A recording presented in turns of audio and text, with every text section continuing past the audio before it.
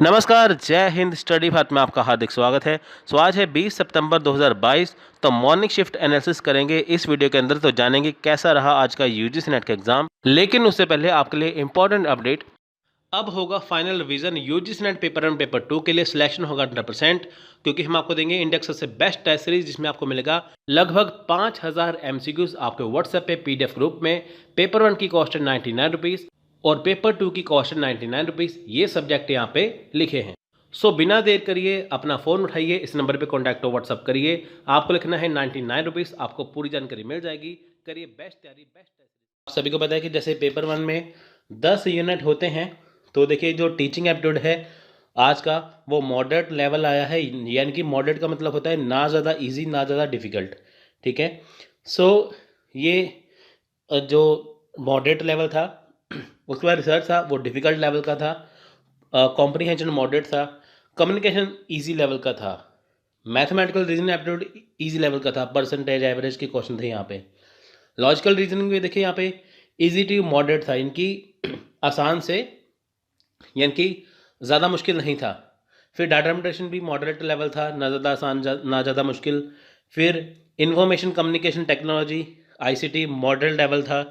Information and communication technology यहाँ पे unit 9 है। ठीक है, यहाँ पे 8 फिर से आ गया।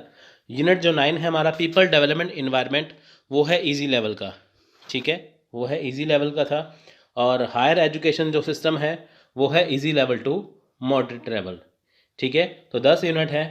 तो आपको मैंने यहाँ पे लेवल दिखा दिए। अब आपको मैं वो क्वेश्चन दिखाऊंगा कि जो स्टूडेंट ने कहे थे कि ऐसे क्वेश्चन आए थे।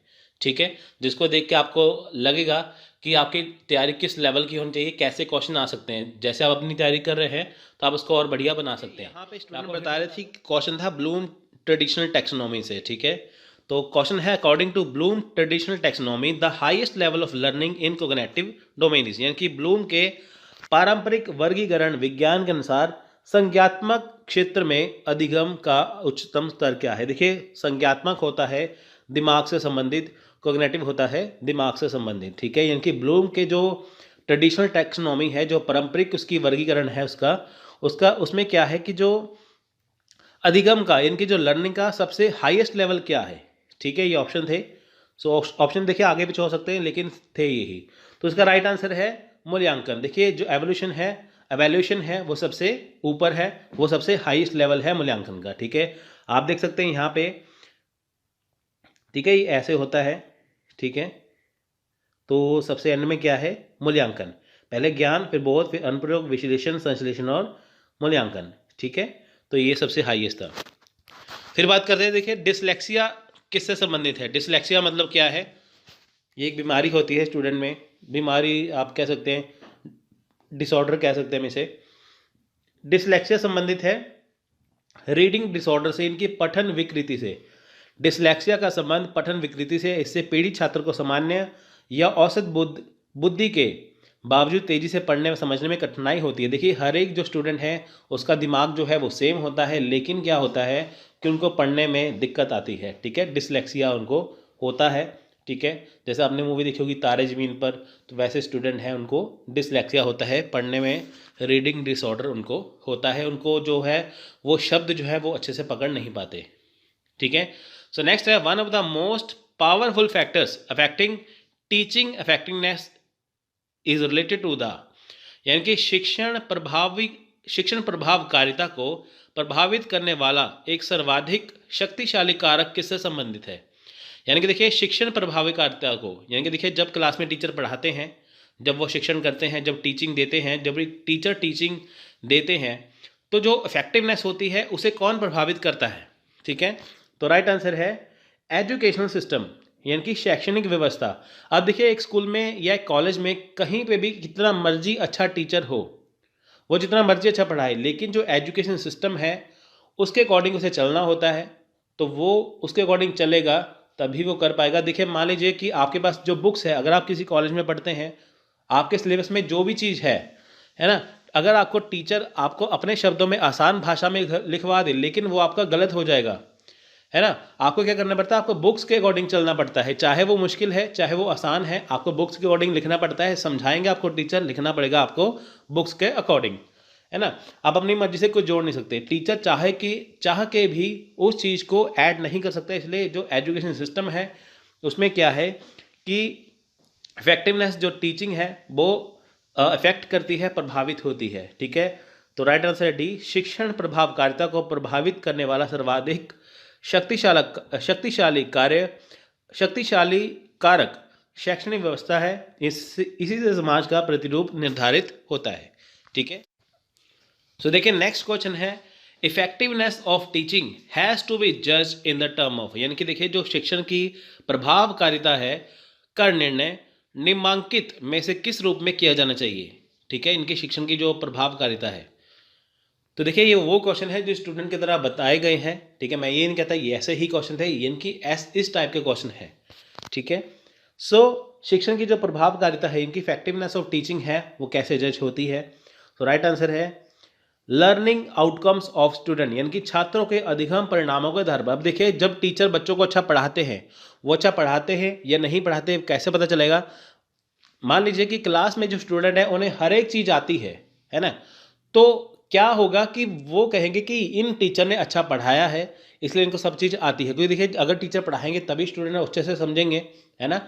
मान लीजिए क्लास में सारे बच्चे पास हो गए, सारे बच्चे हाईएस्ट नंबर लेके आए, तो वो क्या है, टीचर की वाहवाही हो जाएगी। तो इससे पता चलेगा कि हाँ लर्निंग आउटकम्स जो स्टूडेंट, यानी कि जो स्टूडेंट का पढ़ने का तरीका है, टीचर के समझाने का जो तरीका था वो सबसे बेस्ट रहा, ठीक है। जब आप देखिए यूजी नेट की तैयारी करते हैं तो आप देखते हैं कि कौन से टीचर ने सबसे ज़्यादा जो स्टूडेंट को जो अच्छी कोचिंग दी है जिससे स्टूडेंट पास हो चुके हैं, है ना। सो आप वहाँ पे ज्वाइनिंग करते हैं कि आपका भी जो अच्छे से सिलेक्शन हो जाए। सो देखिए यही लर्निंग आउटकम्स होती है, ठीक है। सो ये यहाँ पे इसका सोल्यूशन लिखा है तो आप इसे पढ़ सकते हैं, ठीक है। तो जो आपको मैंने शॉर्ट में समझाया वही है। सो देखिए नेक्स्ट क्वेश्चन है, variable that is manipulate is known and, यानी कि देखिए जो एक चर जिसमें हेर फेर की गई है कहलाता है। अब देखिए ये रिसर्च एप्टीट्यूड का क्वेश्चन था, यानी कि जो वेरिएबल जो वेरी करता है, जो मैनिपुलेट होता है वो क्या है, ठीक है।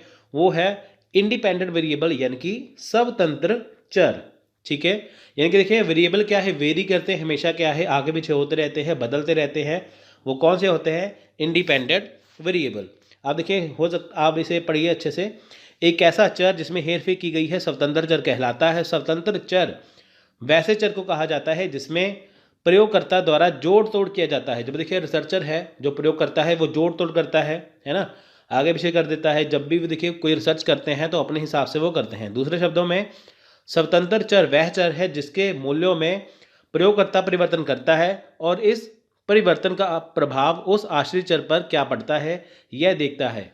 स्वतंत्र चर क्या है, दो प्रकार के होते हैं, टाइप ई और टाइप एस, ठीक है। आपको याद रखना जरूरी है। आपको क्वेश्चन पूछ सकते हैं कि बताइए जो इंडिपेंडेंट वेरिएबल है वो कितने टाइप के हैं, वो दो टाइप के हैं, टाइप ई और type S.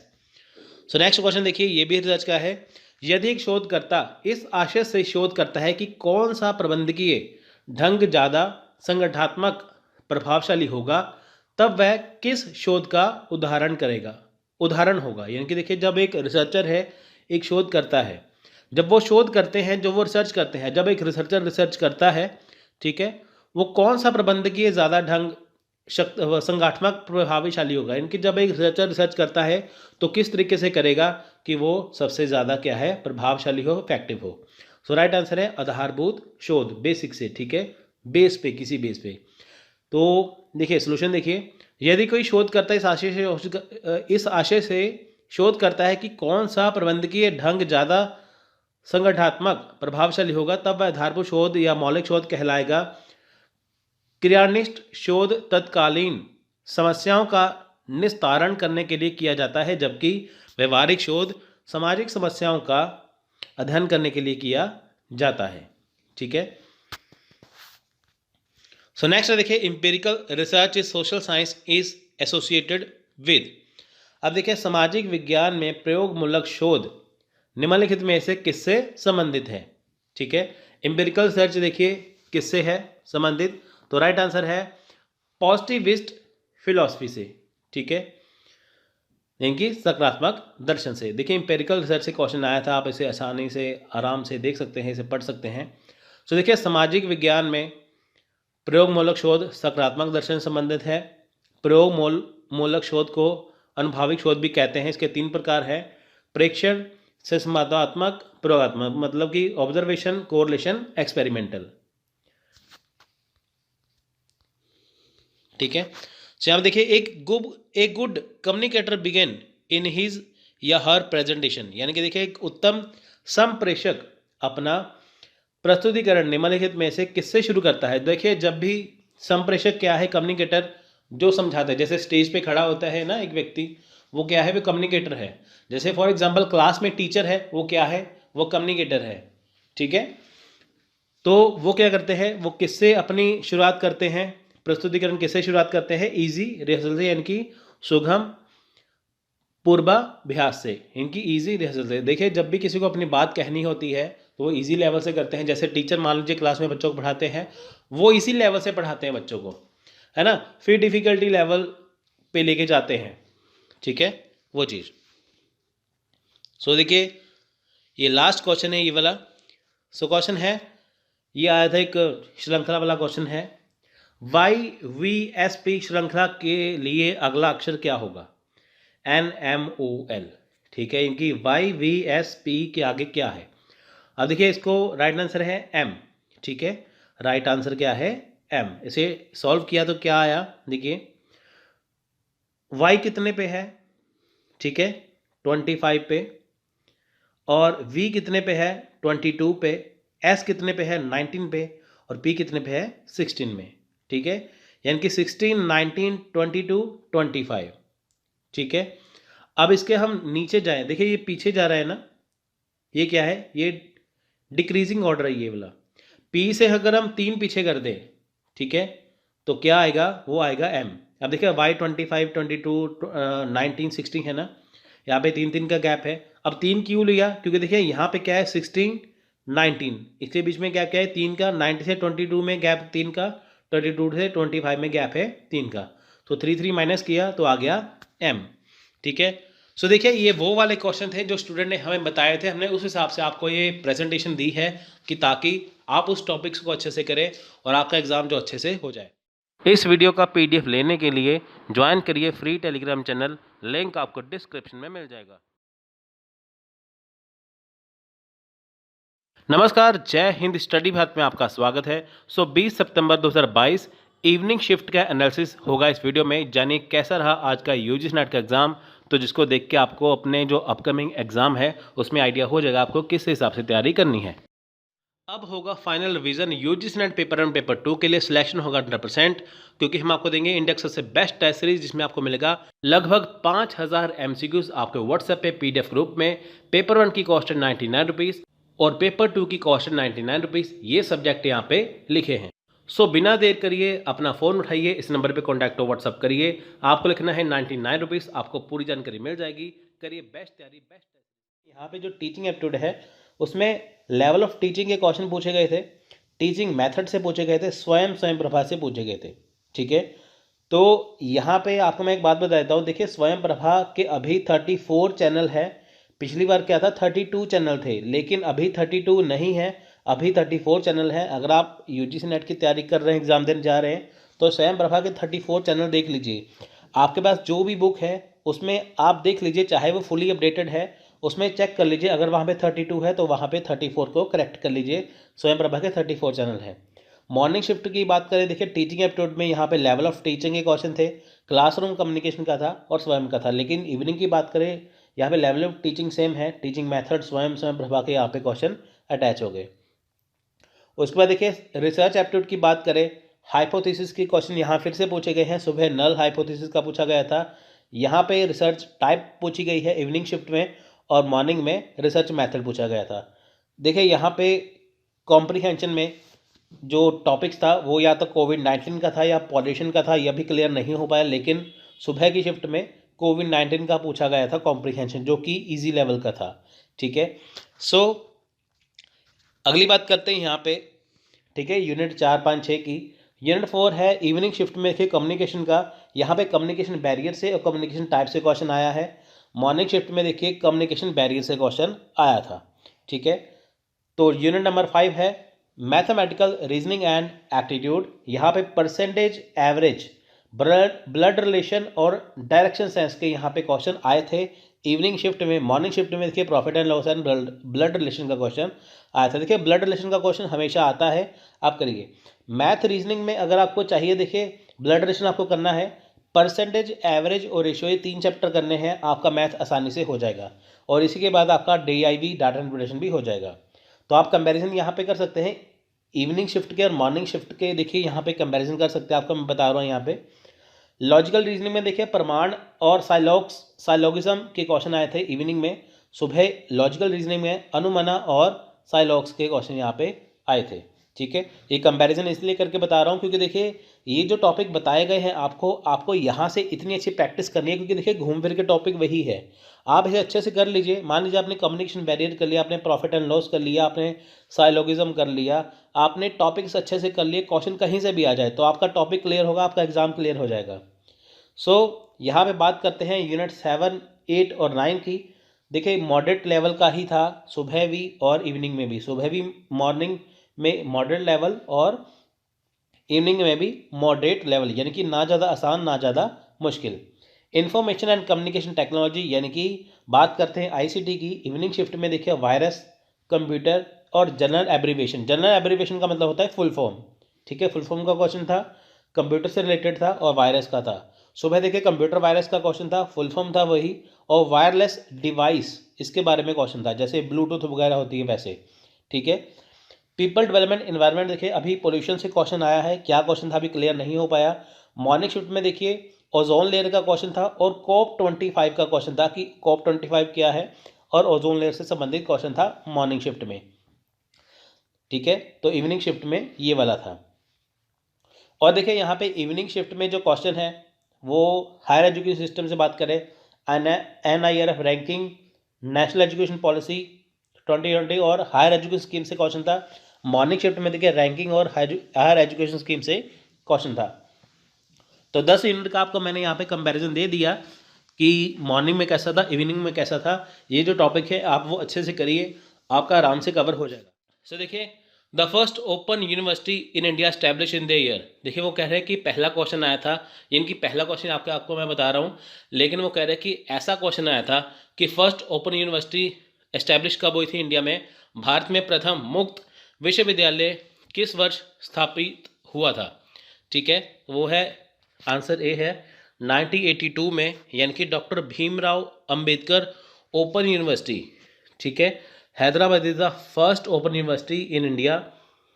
It was establish in the year 1982। Indira Gandhi national open university was establish in the year 1985। यानी कि देखिए जो इग्नू है वो 1985 में आया था, तो उससे पहले क्या था, doctor Bhimrao Ambedkar open university जो है वो सबसे पहले आई थी 1982 में। ठीक है, ऐसा क्वेश्चन आया था, ये तो आसान है, ये हायर एजुकेशन का क्वेश्चन है। दूसरा क्वेश्चन था स्वयं का। ठीक है, स्वयं का क्वेश्चन था कि स्वयं है क्या। आपको पता है कि स्वयं क्या है, एक ऑनलाइन पोर्टल है। तो ऐसे क्वेश्चन, ऐसे ऑप्शन थे यहाँ पे। ऑप्शन देखिए अलग हो सकते हैं, लेकिन आपको मैं यहाँ भी बताऊंगा इस हिसाब से ऑप्शन थे। ठीक है, जैसा स्टूडेंट ने बताया है। गैर सरकारी संगठन, ठीक है, शिक्षा के सिद्धांतों की प्राप्ति के लिए डिजिटल कार्यक्रम, ऑनलाइन प्लेटफॉर्म या वेबसाइट का नाम है। ठीक है, तो ये क्या है, ऑप्शन बी, शिक्षा के सिद्धांतों की प्राप्ति के लिए डिजिटल कार्यक्रम। आपको पता है कि स्वयं है क्या, स्वयं के द्वारा क्या है, ऑनलाइन पोर्टल है कि जैसे आप वहाँ पे निःशुल्क शिक्षा प्राप्त कर सकते हैं। यहाँ पे देखिए 9वीं कक्षा से लेकर स्नातकोत्तर तक, ठीक है, यहाँ पे कोर्स अवेलेबल है। ठीक है, यानी कि 9वीं कक्षा से लेके आप स्नातकोत्तर तक कर सकते हैं, आप पोस्ट ग्रेजुएशन कर सकते हैं, ग्रेजुएशन कर सकते हैं, सब कुछ आप यहाँ पे कर सकते हैं। दिन में 4 भाग में वीडियो दिखाते हैं। ठीक है, जैसे आप मान लीजिए कहीं पे जॉब करते हैं, आपके पास टाइम नहीं है कोर्स करने के लिए, तो आप अपने अकॉर्डिंग उसको चूज़ कर सकते हैं, तो आपको वीडियोस वगैरह दी जाती हैं। ठीक है, तो स्वयं क्या है, ऑनलाइन पोर्टल है। स्वयं है, स्वयं प्रभा है, मूक है, ये सारे ऑनलाइन टेस्ट प्लेटफॉर्म हैं जो आपस में जुड़े हुए हैं। ठीक है, तो अगर आपको देखिए मान लीजिएगा आपको क्वेश्चन आता है कि स्वयं प्रभा के कितने चैनल हैं, तो वो है 34 चैनल। पहले थे 32, अब है 34। ये मैं बात कर रहा हूँ स्वयं प्रभा की। स्वयं क्या है, ऑनलाइन टेस्ट प्लेटफॉर्म। स्वयं प्रभा क्या है, जहाँ पे आपको वीडियो लेक्चर दिखाए जाते हैं, उसके 34 चैनल हैं लेटेस्ट। सो देखिए नेक्स्ट आया था क्वेश्चन, वो कह रहे थे heuristic method of teaching was developed by. अब देखिए शिक्षण की स्वानुभविक विधि का विकास किसने किया था। देखिए ऑप्शन हमें नहीं पता था, लेकिन वो कह रहे थे ऑप्शन नंबर सी था, ठीक है, H.E. आर्मस्ट्रॉन्ग, ठीक है। अब देखिए इन्होंने heuristic method of teaching develop किया था। अब ये है क्या, शिक्षण की स्वानुभविक विधि, यानी कि हेरिस्टिक मेथड ऑफ टीचिंग का प्रतिपादन E.H. आर्मस्ट्रॉन्ग ने किया था। आगमन विधि के आधार पर इस विधि का विकास किया गया था, ठीक है। हेरिस्टिक शब्द ग्रीक भाषा के ह्यूरिस्टिको से निकला है, जिसका अर्थ है मैं मालूम करता हूँ, यानी कि हेरिस्टिक मेथड क्या है कि मैं मालूम करता हूँ। सो यहाँ पे ठीक है आपको ये जानना है। तो देखिए अगर किसी जो राइटर है, ठीक है, जो कोई वैज्ञानिक है या कोई फिलोसफर है या कोई भी है, जिसने अगर कोई भी यहाँ पे मेथड दिया है टीचिंग का, ठीक है, आपको वहाँ पे करना है। जैसे ब्लूम टैक्सोनॉमी है, आपको वो करनी है ना, ऐसे करके मैं एग्जांपल दे रहा हूँ, आपको वो याद करना है कि कौन सा जो मेथड किसने दिया है। सो नेक्स्ट देखिए consider of the following letter series. देखिए अब ऐसे ही लेटर सीरीज यहाँ पे थी, ठीक है, ऐसे लेटर सीरीज आपको यहाँ पे दिखाई दी थी कि NEXT, ठीक है, what is the next of ACF EGI IKN, ठीक है, ऐसे OQT। अब इसके आगे क्या है आपको यहाँ से ढूंढना था। अब इसका जो राइट आंसर था वो है CUWZ, ठीक है। तो आपको यहाँ पे ये करना है, ठीक है। आप यहाँ पे आसानी से देख सकते हैं। अगर मैं बात करूँ ACF की, यहाँ पे लिखा है ACF, ठीक है। ए में हमने क्या जोड़ा 2, तो आ गया C में जोड़ा 3, तो C के आगे 3 करते तो आ जाता है F। तो ऐसे करते देखिए सब में +2 +3 +2 +3 ऐसे कर करके एंड में क्या था कि जब यहाँ पे OQT में, ठीक है, +2 +3 जोड़ा गया तो आंसर आया UWZ। उसके बाद देखिए अष्टाध्यायी के लेखक कौन है। अष्टाध्यायी के लेखक कौन है, ये यूनिट नंबर 6 से क्वेश्चन है, ठीक है, लॉजिकल रीजनिंग से। सो यहाँ पे देखिए चाणक्य, जीवाग, पाणिनि, कात्यायन था, तो आंसर है पाणिनि, ठीक है। ये क्या है, संस्कृत भाषा की सबसे प्राचीन विज्ञान एवं व्याकरण की पुस्तक है। सो देखिए नेक्स्ट क्वेश्चन है रिसर्च से। ये क्वेश्चन आगे पीछे हो सकते हैं, क्योंकि देखिए जैसा स्टूडेंट ने बताया मैं आपको बता रहा हूँ, ठीक है। हम इसमें 8-10 क्वेश्चन ही करेंगे, क्योंकि इतने ही हमें पता चल पाए हैं। बाकी क्वेश्चन तब पता चलेंगे जब एग्ज़ाम होने के बाद क्वेश्चन पेपर ऑफिशियली आएगा।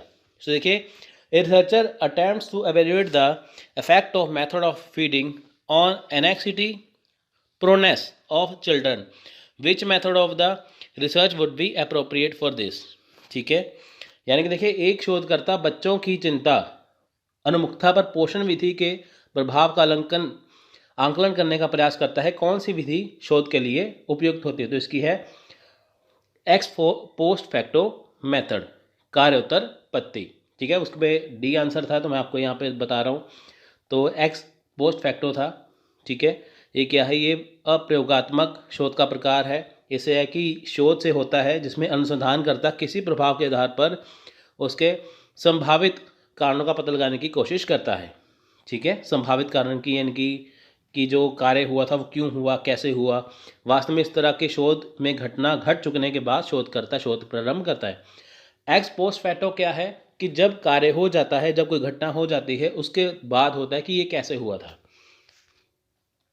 सो देखिए एक क्वेश्चन था empirical research in social sciences associated with. Empirical research जो है सामाजिक विज्ञान में प्रयोगमूलक शोध निम्नलिखित में से किससे संबंध है। वो है पॉजिटिविस्ट फिलॉसफी से, ठीक है, यानी कि सकारात्मक दर्शन से। अब देखिए ये है क्या, सामाजिक विज्ञान में देखिए क्या है, जो एम्पिरिकल रिसर्च है वो सकारात्मक दर्शन से संबंधित है, ठीक है। आपको ये भी क्वेश्चन पूछ सकते हैं कि कौन से दर्शन से है, सकारात्मक। प्रयोगमूलक शोध को अनुभविक शोध भी कहते हैं। ये 3 प्रकार के होते हैं, परीक्षण, सहसंवादात्मक, प्रयोगात्मक, यानी कि ऑब्जर्वेशन, कोरिलेशन, एक्सपेरिमेंटल। तो देखिए क्वेश्चन से क्वेश्चन बन सकते हैं, आप इसे अच्छे से करिए, ठीक है। आपको ये भी क्वेश्चन पूछ सकते हैं कि इसके कितने प्रकार हैं, ये प्रकार हैं, ठीक है। So in pre learning preparation an important stage of communication is. अब देखिए अधिगम पूर्व तैयारी में संप्रेषण का एक महत्वपूर्ण चरण है, ठीक है। प्री लर्निंग प्रिपरेशन में, यानी कि समझने से पहले, ऐसा क्वेश्चन था। तो इसमें क्या है कि देखिए आंसर इसका है information equation and it's processing, यानी कि सूचना अर्जन तथा उसका प्रक्रमण। अब देखिए प्री लर्निंग यानी कि जब आपने लर्निंग करनी है किसी चीज़ की, उससे पहले की जो प्रेपरेशन होती है, ठीक है, वो क्या है, वो उसका चरण क्या होता है, वो होता है इंफॉर्मेशन एक्वेशन एंड प्रोसेसिंग। यानी कि जब आपने कोई चीज़ पढ़नी है, जैसे मान लीजिए आप यूजीसी नेट की तैयारी कर रहे हैं, आपको तैयारी करने से पहले क्या करना होगा, आपको इन्फॉर्मेशन कलेक्ट करनी होगी, आपको सूचना का अर्जन करना होगा, उसके बाद फिर आप स्टडी करेंगे, आप स्टडी मटेरियल लेके आएंगे, ठीक है। सो ऐसे क्वेश्चन आए थे। इस वीडियो का पीडीएफ लेने के लिए ज्वाइन करिए फ्री टेलीग्राम चैनल, लिंक आपको डिस्क्रिप्शन में मिल जाएगा। नमस्कार, जय हिंद स्टडी भारत में आपका हार्दिक स्वागत है। सो आज है 21 सितंबर, तो आज हम डिस्कस करने वाले हैं मॉर्निंग शिफ्ट का एनालिसिस कि कैसा रहा आज का मॉर्निंग शिफ्ट का एग्जाम। तो इसमें पूरा डिस्कस किया जाएगा, क्वेश्चन आंसर भी डिस्कस किया जाएगा। तो अपकमिंग जिनका एग्जाम है उनके लिए बहुत ज़्यादा इंपॉर्टेंट वीडियो है। अब होगा final revision UGC net paper 1 paper 2 के लिए, सिलेक्शन होगा 100%, क्योंकि हम आपको देंगे इंडेक्स से बेस्ट टेस्ट सीरीज, जिसमें आपको मिलेगा लगभग 5000 एमसीक्यूज आपके व्हाट्सएप पे पीडीएफ ग्रुप में। पेपर 1 की कॉस्ट है 99 रुपीज़ और पेपर 2 की कॉस्ट है 99 रुपीज़। ये सब्जेक्ट यहाँ पे लिखे हैं। सो बिना देर करिए अपना फ़ोन उठाइए, इस नंबर पे कॉन्टैक्ट हो, व्हाट्सअप करिए, आपको लिखना है 99 रुपीज़, आपको पूरी जानकारी मिल जाएगी। करिए बेस्ट तैयारी, बेस्ट। जो मॉर्निंग शिफ्ट है उसमें टीचिंग एप्टीट्यूड की बात करते हैं, तो देखिए टीचिंग डोमेन है वो आए थे, लेवल ऑफ टीचिंग है और स्वयं प्रभा है। स्वयं प्रभा के आई थिंक यहाँ पे देखिए स्टूडेंट ने बताया कि उसके चैनल आए थे, तो उसे डिस्कस करेंगे, ठीक है। यानी कि देखिए स्वयं है, स्वयं प्रभा है, मूक है, यहाँ से क्वेश्चन डेफिनेटली आता है, तो आप इन्हें अच्छे से करिए। लेवल ऑफ टीचिंग आ रहा है और टीचिंग डोमेन आया है। उसके बाद देखिए रिसर्च एप्टीट्यूड में रिसर्च एथिक्स, हाइपोथेसिस, ठीक है, और रिसर्च मेथड्स, यानी कि आपको रिसर्च एथिक्स पता होना चाहिए, रिसर्च मेथड्स पता होने चाहिए, हाइपोथेसिस होने चाहिए। तो ये टॉपिक्स रिपीट हो रहे हैं, ये आपको एग्ज़ाम में आ सकते हैं। तो टीचिंग में आप ये कर लीजिए और रिसर्च में आप ये कर लीजिए। कॉम्प्रिहेंशन का लेवल देखिए ईजी ही आ रहा है, जो भी आपको आएगा उसमें आपको चूज़ करना है, आप आसानी से कर सकते हैं। तो बात करते हैं कम्युनिकेशन की, यूनिट 4 की। तो देखिए टाइप्स ऑफ कम्युनिकेशन यहाँ पे आता है। आज मेनली आया था अपवर्ड कम्युनिकेशन क्या है, डाउनवर्ड कम्युनिकेशन क्या है, ठीक है। कम्युनिकेशन टाइप्स में क्या है, अपवर्ड और डाउनवर्ड कम्युनिकेशन। और आया है कम्युनिकेशन बैरियर, ठीक है। कम्युनिकेशन बैरियर, जब हम किसी कम्युनिकेशन जिससे हम करते हैं तो उससे हमारी जो बात अच्छे से हो नहीं पाती, हमारा मैसेज जा नहीं पाता, उसे बोलते हैं बैरियर, ठीक है। तो टीचिंग में ये, रिसर्च में ये, कॉम्प्रिहेंशन तो आपको लेवल इजी है, और कम्युनिकेशन में टाइप्स है, कम्युनिकेशन बैरियर है। मैं बात करता हूँ यूनिट 5 की। तो देखिए यहाँ पे नंबर सीरीज़ है, नंबर सीरीज आ रही है, लेटर सीरीज़ आ रही है, यहाँ पे नंबर देके छोड़ रहे हैं, आपको बताना अगला नंबर क्या है वो। ब्लड रिलेशन से एक क्वेश्चन पक्का है, आप इसे अच्छे से करिए। डायरेक्शन साइंस का यहाँ पे क्वेश्चन आया है, ठीक है। उसके अलावा देखिए प्रॉफिट एंड लॉस है, परसेंटेज एवरेज रेशो है, आपको ये अच्छे से करनी है। यानी कि number series, blood relation, direction science, profit and loss, percentage average ratio, आपका ये टॉपिक करने हैं, आपका यूनिट 5 कवर हो जाएगा। तो देखिए मैं बात करता हूँ लॉजिकल रीजनिंग के बारे में। यहाँ पे आप पार्ट आया है प्रमाण का, उपमान का और फैलेसिस का। सो देखिए लॉजिकल रीजनिंग में आपको ये करना है, प्रमाण, उपमान, फैलेसिस करनी है। कई बार साइलॉगिज्म आ रहे हैं, लेकिन अभी आपको ये 3 चीज़ें करनी है, प्रमाण, उपमान, फैलेसिस। तो ये आज के शिफ्ट में आए हैं। जो इवनिंग शिफ्ट का एग्ज़ाम देने जा रहे हैं, तो आप ये टॉपिक को ध्यान से पढ़ लीजिए। तो जो आपको मैंने यहाँ पे बताए हैं, तो आप ऐसे अच्छे से करिए। इनमें से टॉपिक्स रिपीट हो सकते हैं, क्वेश्चन रिपीट नहीं होंगे, टॉपिक्स जरूर रिपीट हो सकते हैं। सो यहाँ पे देखिए यूनिट 7 में वही आपको परसेंटेज एवरेज रेशो करनी है, मॉडरेट लेवल का एग्जाम आ रहा है। और यूनिट 8 में देखिए information and communication technology, ICT में देखिए इनपुट आउटपुट आया है, मेमोरी आई है, बिट बाइट आया है, फुल फॉर्म आई है, वायरलेस डिवाइस यहाँ पे आई है, ठीक है। तो जो इवनिंग का एग्ज़ाम देने जा रहे हैं आज के दिन में, तो आप ये करके देखिए। उस पर देखिए पीपल डेवलपमेंट इन्वायरमेंट में देखिए एसडीजी, सस्टेनेबल डेवलपमेंट गोल से क्वेश्चन है, एग्रीमेंट का है, और वाटर पोल्यूशन से आया है, और लास्ट है हायर एजुकेशन, इसमें रैंकिंग और हायर एजुकेशन स्कीम्स आई हैं। सो फर्स्ट क्वेश्चन है what is ELR full form. तो देखिए ईएलआर की फुल फॉर्म पूछी गई थी। सो इसकी फुल फॉर्म है अर्थ लीकेज रिले। अब देखिए होती क्या है, इसे देखिए आल्सो नोन एज, इसे कहते हैं RCM। RCM मतलब residual current monitors that are use to detect potentially dangerous ground fault currents before they cause any hazard. आपको पता है कि देखिए जैसे हमारे घर में या कहीं पे भी जैसे देखिए बिजली की जो तारें होती हैं ना, लगी हुई होती हैं, तो एक तार ऐसी होती है जो अर्थ की तार होती है, हल्का सा करंट उसमें होता है।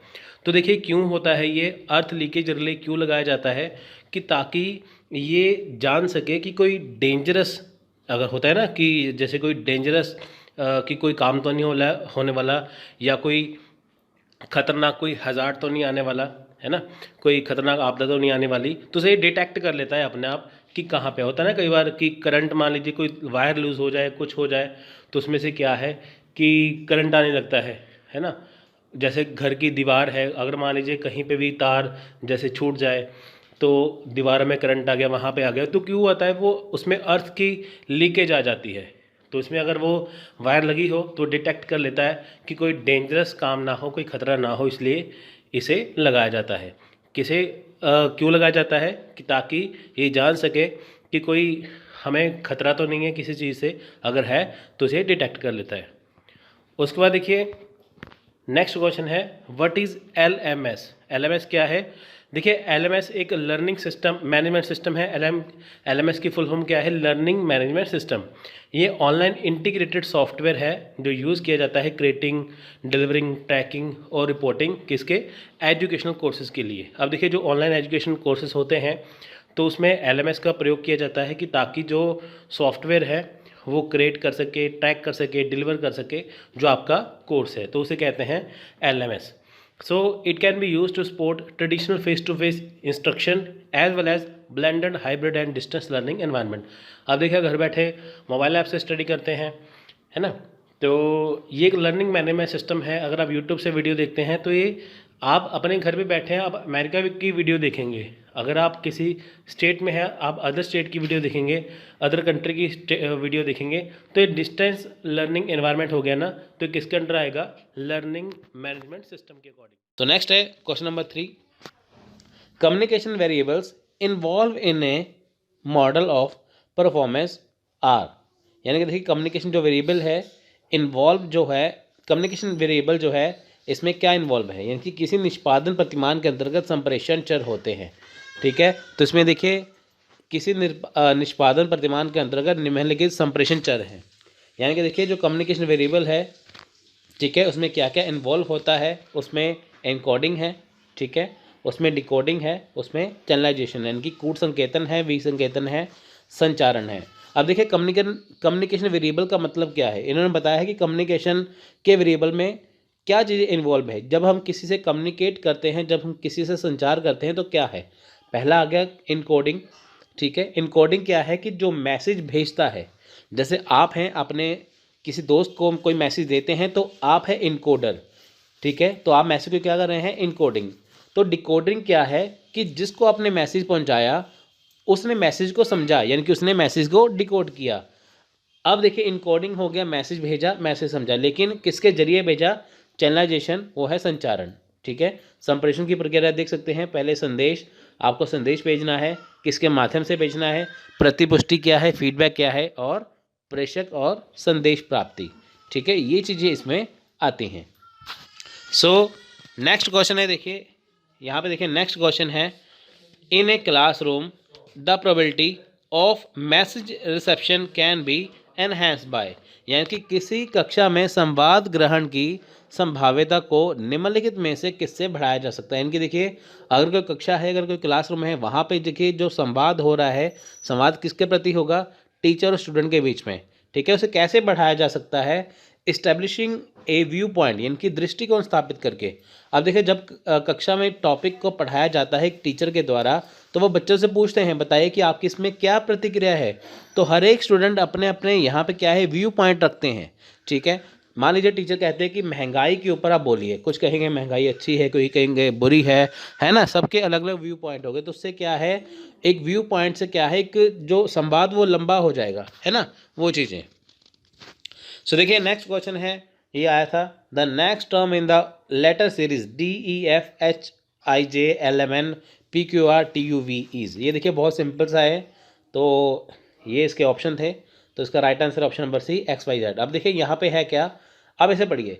अंग्रेजी वर्णमाला की दी गई श्रृंखला में सीधे क्रम में प्रत्येक 3 वर्ण के बाद एक वर्ण को छोड़कर क्रमागत रूप से श्रृंखला उत्तरोत्तर आगे बढ़ रही है। ठीक है, यानी कि देखिए यहाँ पे क्या है, फॉर एग्जाम्पल डी, ठीक है, यहाँ पे ना DEF के बाद HIJ है। अब देखिए जो F है एंड में, ठीक है, F के बाद आता है G, फिर आता है H, यहाँ पे G को हटाया गया, सीधे आ गया H। ठीक है, उसके बाद देखिए नेक्स्ट जो टर्म है उसमें क्या है, J के बाद L है, यानी कि J के बाद L है, तो J के बाद K आता है, उसे हटा दिया गया। ठीक है, तो ऐसे ही देखिए लास्ट में TUV के लास्ट में क्या है, TUV है। ठीक है, V के बाद क्या आएगा, ठीक है, UV, X आएगा। ठीक है, X को काट दे, X के बाद क्या आता है, Y। ठीक है, तो Y से यहाँ से क्या स्टार्ट होता है, Y से यहाँ से, सॉरी, यहाँ पे देखिए V के बाद क्या आता है, देखिए यहाँ पे 2UV है ना, तो V के बाद आता है W। ठीक है, फिर आता है X। ठीक है, हमने काटा W को, ठीक है, होता है ना UVWXYZ, तो W को काटा तो बचा X, X से क्या स्टार्ट है, X से C स्टार्ट है। ठीक है, तो XYZ आपका आंसर आ गया। ठीक है, तो ये थी letter series, sorry number series है ये तो। ठीक है, so which of the following implies the correct sequence in the action research paradigm. अब देखिए जो रिसर्च का क्वेश्चन है, एक्शन रिसर्च जो पैराडिम है, निम्नलिखित में से कौन क्रियात्मक शोध प्रतिमान का सही अनुक्रम दर्शाता है। अब देखिए यहाँ पे सही अनुक्रम था, तो इसका राइट आंसर है plan, act, observe and reflect. इनकी योजना बनाओ, करो, देखो और सोचो। पहले क्या है, प्लान बनाना, फिर है एक्ट करना, फिर है ऑब्जर्व करना, फिर है सोचना।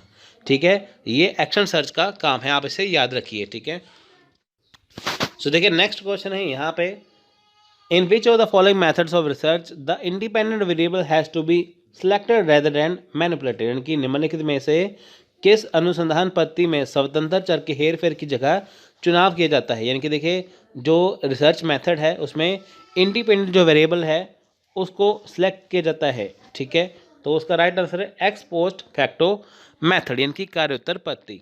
ठीक है, अब देखिए जो रिसर्च मेथड है उसमें जो इंडिपेंडेंट वेरिएबल है उसे सिलेक्ट किया जाता है कि ताकि उसे आसानी से मैनिपुलेट किया जा सके, हेर फेर किया जा सके। ठीक है, तो देखिए एक्स पोस्ट फैक्टो क्या है कि जब कोई काम हो जाता है या जब कोई शोध हो जाती है या जब कोई घटनाएं हो जाती हैं, घटना होने के बाद उसका पता लगाया जाता है कि ये घटना कैसे हुई, तो उसे बोलते हैं एक्स पोस्ट फैक्टो। पोस्ट का मतलब बाद में। ठीक है, यानी कि घटना होने के बाद उसकी जानकारी इकट्ठा करना, वो है एक्स पोस्ट फैक्टो। सो नेक्स्ट क्वेश्चन है, देखिए ये क्वेश्चन आया था, what is the main M of, देखिए ये मॉर्निंग शिफ्ट में क्वेश्चन है, ये इवनिंग में भी है। ठीक है, तो आप ऐसे देखिए, what is the main M of NEP 2020, यानी कि नेशनल एजुकेशन पॉलिसी 2020 जो है उसका मेन एम क्या है। उसका मेन एम है India a global knowledge super power. ठीक है, नॉलेजेबल सुपर पावर है। ठीक है, यानी कि इंडिया को सुपर पावर बनना है किसमें, नॉलेज में। सो नेक्स्ट है देखिए, इन स्कूल एजुकेशन GER, इनकी gross enrolment ratio in by 2030। अब देखिए जो स्कूल की जो है स्कूल एजुकेशन जो GR है, ग्रॉस एनरोलमेंट रेशो है, वो 2030 तक कितनी होनी चाहिए, वो चाहिए 100%। तो ये इसका राइट आंसर था। सो नेक्स्ट देखिए, what is the name of for a web page address. अब देखिए वेब पेज एड्रेस का नेम क्या है।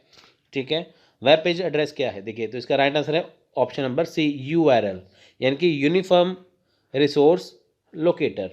ठीक है, सो देखिए ये वेब पेज एड्रेस होता है ना, URL होता है ना हर एक वेबसाइट का अपना। ठीक है, तो वेब पेज एड्रेस जो है वो URL होता है। ठीक है, जब आप कोई सर्च करते हैं आपको कोई चीज़ नहीं मिलती, आप लिखा आता है URL नॉट फाउंड, यानी कि URL क्या है, ये वेब पेज एड्रेस है। सो नेक्स्ट देखिए क्वेश्चन बहुत इंपॉर्टेंट है, बहुत स्टूडेंट ने क्वेश्चन गलत किया है। अब देखिए, thermal reactors produce energy by fission of following nuclear fuels. ठीक है, जो थर्मल रिएक्टर्स देखिए जो एनर्जी प्रोड्यूस करते हैं, ठीक है, by fission, so nuclear fuel उसमें क्या है। ठीक है, सो देखिए ये चीज़ें हैं, thermal reactor generate energy by fission of the following nuclear fuel. अब देखिए न्यूक्लियर फ्यूल क्या है, यूरेनियम 235, ठीक है, 235U, यूरेनियम 233, ठीक है, इसका कोऑर्डिनेट 235 और प्लूटोनियम, ठीक है, यूरेनियम 235, यूरेनियम 233 और प्लूटोनियम 239, ठीक है, ये इसका आंसर है। सो देखिए ये क्वेश्चन था। Next, given below are two statements, one is labelled as assertion and reason. अब देखिए एक है असर्शन, एक है रीजन, ये आसान क्वेश्चन था इसलिए। अब देखिए असर्शन क्या है, lakes are considered to be more susceptible to pollution than river. तो नेक्स्ट है रीजन, वाटर इन लेक्स में take decade to be replaced, ठीक है। अब देखिए जो लेक्स हैं उसमें जो रिवर से ज़्यादा, ठीक है, पॉल्यूशन है, सो वाटर इन लेक्स में टेक डिसाइड टू रिप्लेस। अब देखिए यहाँ पे बताया गया है कि जो रिवर है, जो लेक्स हैं उसमें रिवर से ज़्यादा, ठीक है, जो झीलें हैं उसमें नदियों से ज़्यादा क्या है, पोल्यूशन है। लेक्स में ज़्यादा पोल्यूशन है, रिवर से भी ज़्यादा, तो जो वाटर है उसको रिप्लेस करने की जरूरत है क्या।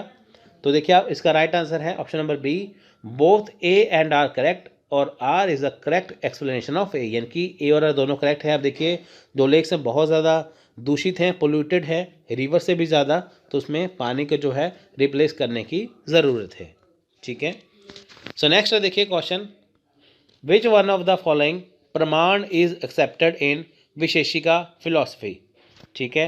अब देखिए इनमें से जो प्रमाण है उसमें जो, ठीक है, प्रमाण इज एक्सेप्टेड इन विशेषिका फिलॉसफी, यानी कि जो विशेषिका फिलॉसफी है उसमें जो प्रमाण है उसमें कैसे हैं, ठीक है। राइट आंसर है ऑप्शन नंबर बी, यानी कि ए एंड बी, यानी कि प्रत्यक्ष और उपमान, यानी कि जो विशेषिका फिलॉसफी है उसमें कौन से प्रमाण है, प्रत्यक्ष और उपमान, ठीक है। सो नेक्स्ट क्वेश्चन है देखिए, which one of the following statements about the volatile organic compounds, यानी कि VOC आर करेक्ट, ठीक है। अब इनमें से देखिए कौन सी VOC वॉलेटाइल ऑर्गेनिक कंपाउंड जो है वो करेक्ट है। सो देखिए जो VOC है उससे क्या होता है, ठीक है, उससे क्या है, दे मे कॉज कैंसर, इससे कैंसर होता है, they play an important role in the information of photochemical smoke. अब देखो फोटोकेमिकल जो स्मोक होते हैं ना, स्मोक का मतलब क्या है कि धुआं और धुंध का मिश्रण, जैसे दिल्ली के हालात हैं, ठीक है, वो जैसे दिवाली की बात हो जाते हैं ना, धुआं और धुंध दोनों मिक्स हो जाती हैं, हो जाता है ना सर्दियों में भी, जैसे धुंध भी है धुआं भी है ना। सो ये चीज़ें इसमें। इस वीडियो का PDF लेने के लिए ज्वाइन करिए फ्री टेलीग्राम चैनल, लिंक आपको डिस्क्रिप्शन में मिल जाएगा। नमस्कार, जय हिंद। तो इसमें हम डिस्कस करने वाले हैं 21 सितंबर 2022 इवनिंग शिफ्ट का एग्ज़ाम एनालिसिस। तो कैसा रहा आज का इवनिंग शिफ्ट का एग्ज़ाम, पूरा देखते रहिए, वीडियो आपके लिए बहुत ज़्यादा इंपॉर्टेंट है।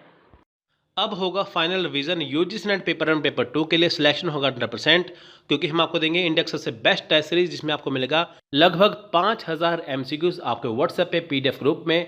पेपर 1 की कॉस्ट है 99 रुपीज़ और पेपर 2 की कॉस्ट है 99 रुपीज़। ये सब्जेक्ट यहाँ पे लिखे हैं। सो बिना देर करिए अपना फ़ोन उठाइए, इस नंबर पे कॉन्टैक्ट हो, व्हाट्सअप करिए, आपको लिखना है 99 रुपीज़, आपको पूरी जानकारी मिल जाएगी। करिए बेस्ट तैयारी, बेस्ट पढ़िए, ठीक है।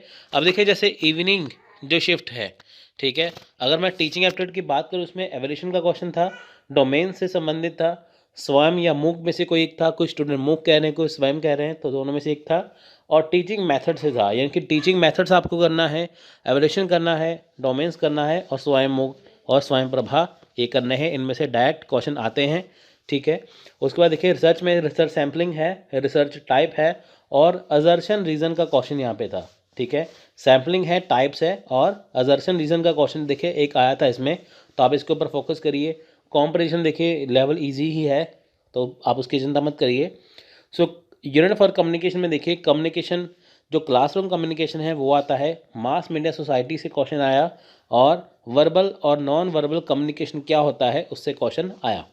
और देखिए इसमें क्या है कि नंबर सीरीज आया, क्लॉक का क्वेश्चन आया, परसेंटेज और रेशो का क्वेश्चन आया। तो देखिए मैथ में परसेंटेज, रेशो और एवरेज ये तीनों चीज़ें करनी ही होती हैं, इससे आपका यूनिट 5 और यूनिट 7 DI दोनों निकल जाते हैं। तो नंबर सीरीज आपको करनी है, लेटर सीरीज भी आप साथ में कर लीजिए। लॉजिकल रीजनिंग यूनिट 6 में देखिए प्रमाण होते हैं, प्रमाण की क्वेश्चन है, प्रमाण की टाइप्स, ठीक है, वो आपको करनी है, साइलोगिज्म करना है, और फैलेसीज करनी है आपको। इसके मैं क्वेश्चन भी डिस्कस करूँगा कि कैसे क्वेश्चन थे, तो आपका जजमेंट हो जाएगी कि किस लेवल के क्वेश्चन तैयार करने हैं। सो देखिए यूनिट 7 की बात करें तो मॉडरेट लेवल है, अभी तक मॉडरेट ही आ रहा है, ना ज़्यादा आसान ना ज़्यादा मुश्किल। सो यूनिट 8 में देखिए इंफॉर्मेशन कम्युनिकेशन टेक्नोलॉजी, इनकी आईसीटी में इंटरनेट से संबंधित क्वेश्चन था। वो क्या था अभी तक पता नहीं चल पाया, लेकिन इंटरनेट से संबंधित था। फुल फॉर्म एक डायरेक्ट आ रही है, आपको याद करनी है। और डिजिटल इनिशिएटिव्स है, डिजिटल इनिशिएटिव देखिए जैसे स्वयं प्रभा मूक हो गया, और उसके अलावा देखिए बहुत सारे डिजिटल इनिशिएटिव्स आ रहे हैं, जैसे कि ऑनलाइन स्टडी जैसे होती है ना आजकल, जो गवर्नमेंट ने भी शुरू की है, तो वो चीज़ें इसमें आपको करनी है, ठीक है। और यूनिट 9 है पीपल डेवलपमेंट एनवायरनमेंट में एमडीजी और एसडीजी, इनकी मिलेनियम डेवलपमेंट गोल या सस्टेनेबल डेवलपमेंट गोल आपको करना है। और पॉल्यूटेंट से क्वेश्चन देखिए, पहले पॉल्यूशन से क्वेश्चन आया था, अभी पॉल्यूटेंट से क्वेश्चन आया कि यानी कि जो पॉल्यूटेंट्स क्या होते हैं कि जो प्रदूषण को फैलाते हैं, इनकी पोल्यूशन जो फैलाते हैं उन्हें कहते हैं पॉल्यूटेंट्स। फिर आएगा, अभी फिर आया था क्वेश्चन हज़ार्ड्स का, ठीक है, फिर हज़ार्ड्स का क्वेश्चन यहाँ पे आया। यूनिट फिर 10 आ गया। हज़ार्ड्स होता है, देखिए हज़ार्ड्स के साथ आप मिटिगेशन भी जरूर करिए, ठीक है। हज़ार्ड्स होती है आपदा, तो हज़ार्ड्स का क्वेश्चन आया था आपको, पॉल्यूटेंट्स, हज़ार्ड्स, एसडीजी, ये क्वेश्चन आए थे आपको, ये टॉपिक के ऊपर फोकस कर लीजिए। यूनिट 10 में देखिए गवर्नेंस से क्वेश्चन था और एक्ट आए थे, ठीक है, और नेशनल एजुकेशन पॉलिसी से संबंधित क्वेश्चन था। पहला क्वेश्चन है देखिए, in order to promote direct learning which of the following methods would be suited, यानी कि प्रत्यक्ष अधिगम को प्रोत्साहन देने के लिए निम्नलिखित में से कौन सी विधियां सर्वाधिक उपयोग होंगी, ठीक है। यानी कि अगर हम लर्निंग मेथड को, ठीक है, प्रमोट करते हैं तो सबसे बेस्ट कौन सा मेथड है, सो वो है प्रोजेक्ट मेथड, यानी कि परियोजना विधि। देखिए प्रत्यक्ष अधिगम को प्रोत्साहन देने के लिए परियोजना विधि सर्वाधिक उपयुक्त होगी। परियोजना पद्धति में कार्य की योजना होती है, उस कार्य का उद्देश्य होता है, उसकी कार्य प्रणाली करते समय स्पष्ट होती है और उस कार्य को करने में स्वाभाविक रुचि होती है। बालकों के सम्मुख एक समस्या प्रस्तुत कर दी जाती है, वो समस्या को सुलझाने के लिए प्रयत्नशील रहते हैं, ठीक है। प्रोजेक्ट क्या है, जब आप स्कूल कॉलेज देखते हैं तो टीचर आपको एक प्रोजेक्ट देते हैं बनाने के लिए, वो आपको खुद से बनाना होता है। जैसे मान लीजिए आपको कोविड-19 का दे दे, है ना, कोविड-19 के ऊपर आप लिख के लेके आइए, तो आप सर्च करेंगे, स्टूडेंट सर्च करते हैं सबसे बेस्ट बनाने के लिए, ठीक है। ये है प्रोजेक्ट मेथड, किसी टॉपिक के बारे में दे देना तो स्टूडेंट का उसको हल करना जिसमें उसकी रुचि होती है, ठीक है। सो अगला क्वेश्चन है, स्वयं प्रभा के चैनल कितने हैं, देखिए इसके 34 चैनल हैं। कई बुक्स में लिखा है 32, आप बुक्स अपनी चेक कर सकते हैं, वहाँ पे 32 लिखा है, लेकिन लेटेस्ट है 34। आप इसे अपडेट कर लीजिए, जहाँ पे 32 है 34 कर लीजिए। पिछले साल 32 थे, इस साल क्या है 34 हो चुके हैं, 2 नए ऐड हो चुके हैं। तो अगर आपको 32 34 का ऑप्शन आए, अगर आपने 32 पढ़ा है उसे टिक मत करिए, 34 के ऊपर क्लिक करना, तो आपका आसानी से हो जाएगा, ठीक है। स्वयं प्रभा के चैनल है 34। The purpose of value education is best serve by focusing on, यानी कि मूल्य शिक्षा का उद्देश्य निम्नलिखित में से किस पर केंद्रित कर अच्छी तरह से पूरा किया जा सकता है। यानी कि जो वैल्यू एजुकेशन है उसका पर्पस क्या है, किसके ऊपर ज़्यादा फोकस करना है, वो है कंसर्न फॉर ह्यूमन वैल्यू, यानी कि मानवीय मूल्यों के प्रति संवेदना। अब देखिए मानवीय मूल्य क्या है, ठीक है, मानवीय मूल्य क्या है, देखिए जैसे व्यक्ति में होता है ना, कथनीय अकथनीय, शुभ अशुभ, करणीय अकरणीय के बीच विभेद होता है, ठीक है, वो है मूल शिक्षा, ठीक है, वो है मानवीय मूल्य, क्या सही है क्या गलत है वो। सो नेक्स्ट देखिए, which one of the following is a key behaviour in the effective teaching, यानी कि निम्नलिखित में से कौन प्रभावी शिक्षण में प्रमुख व्यवहार हैं, ठीक है। यानी कि जो इफेक्टिव टीचिंग है उसमें की बिहेवियर क्या है आपको दिखना है, तो उसका राइट आंसर है ये वाला, इंस्ट्रक्शनल वैरायटी, अनुदेशात्मक विविधता, ठीक है। इफेक्टिव टीचिंग देखें, प्रश्न पूछना ही ये नहीं है, स्टूडेंट आइडिया कंट्रीब्यूशन स्ट्रक्चरिंग करना नहीं है, इंस्ट्रक्शनल वैरायटी है, किसी चीज़ को इंस्ट्रक्ट करना, ठीक है। यानी कि देखिए यहाँ पे क्या है, ऐसी परिस्थितियाँ उत्पन्न की जाती हैं ताकि अधिगमकर्ता एक विशिष्ट प्रकार का व्यवहार करे और इच्छित लक्ष्यों का अनुभव करे। शिक्षक शिक्षण को प्रभावशील बनाने के लिए विविध अनुदेशात्मक प्रविधियों का प्रयोग करता है। अब देखिए यहाँ पे क्या है कि जब कोई लर्नर है, जब टीचर उसके सामने कुछ ऐसी परिस्थितियाँ उत्पन्न करते हैं तो उसमें क्या है, विशिष्ट प्रकार का व्यवहार करता है। ठीक है, तो जैसे उसे चीज़ नहीं आती, जब शिक्षक उसे समझाते हैं तो वो जो होता है ना स्टूडेंट, वो अपने लक्ष्य का अनुभव करता है, यानी कि उसे क्या बनना है। जैसे आपको यूजीसी नेट की तैयारी करनी है ना, तो टीचर आपको एक ऐसी चीज़, जैसे आपको टीचर पढ़ाएंगे, आपको पढ़ा दिया, कुछ टॉपिक आपको दे देंगे कि ताकि आप उसे अच्छे से अपनी तरफ से समझिए, है ना, तो वो क्या है, इफेक्टिव टीचिंग है। ठीक है, इंस्ट्रक्शनल वैरायटी, आपको अनुदेश देना। आपने चीज़ पढ़ा, आपको समझ नहीं आया, आपको टीचर ने गाइड कर दिया। सो नेक्स्ट देखिए, full form of HTTP। Question आज के HTML का था या HTTP का था, तो HTTP की फुल फॉर्म है हाइपर टेक्स्ट ट्रांसफ़र प्रोटोकॉल। तो देखिए आपको ये फुल फॉर्म करनी है याद, फुल फॉर्म का एक क्वेश्चन पक्का है। ठीक है, सो नेक्स्ट है मल्टीमीडिया कंप्राइजेज ऑफ। ठीक है, मल्टीमीडिया में क्या क्या है, उसमें है सी, यानी कि टेक्स्ट, वीडियो, ऑडियो, ये तीनों चीज़ें आती हैं मल्टीमीडिया में। इसमें वीडियो भी है, ऑडियो भी है, टेक्स्ट भी है। ठीक है, आप अखबार पढ़ते भी हैं, खबरें सुनते भी हैं, देखते भी हैं। ठीक है, ये सारी चीज़ें।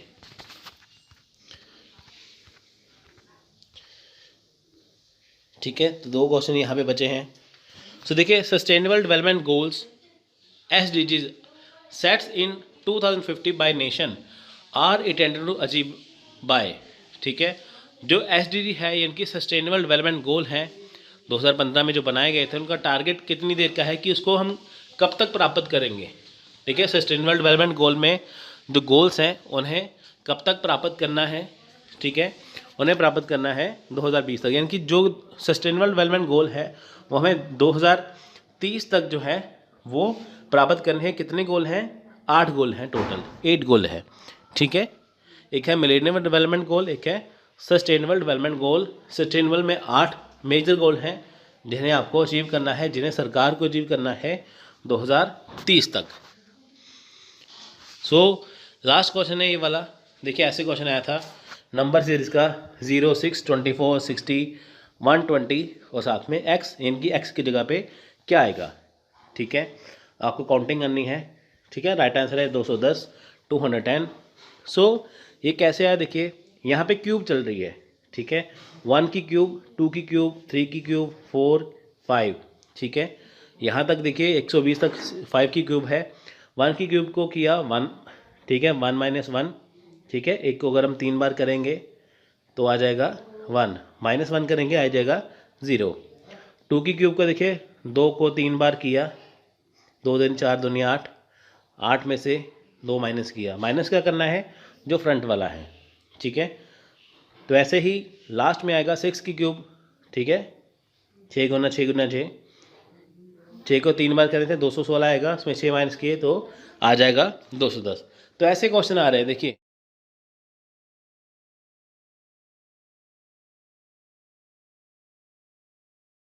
नमस्कार, जय हिंद स्टडी भारत में आपका स्वागत है। सो कैसा रहा आज का मॉर्निंग शिफ्ट का एग्जाम, तो पूरा इसमें एनालिसिस करने वाले हैं क्वेश्चन आंसर के साथ। वीडियो के अंत तक बने रहिए। वीडियो शुरू करने से पहले आपके लिए इंपॉर्टेंट अपडेट, अब होगा final revision UGC net paper 1 paper 2 के लिए। सिलेक्शन होगा 100%, क्योंकि हम आपको देंगे इंडेक्स सबसे बेस्ट टेस्ट सीरीज, जिसमें आपको मिलेगा लगभग 5000 MCQs आपके व्हाट्सएप पे PDF ग्रुप में।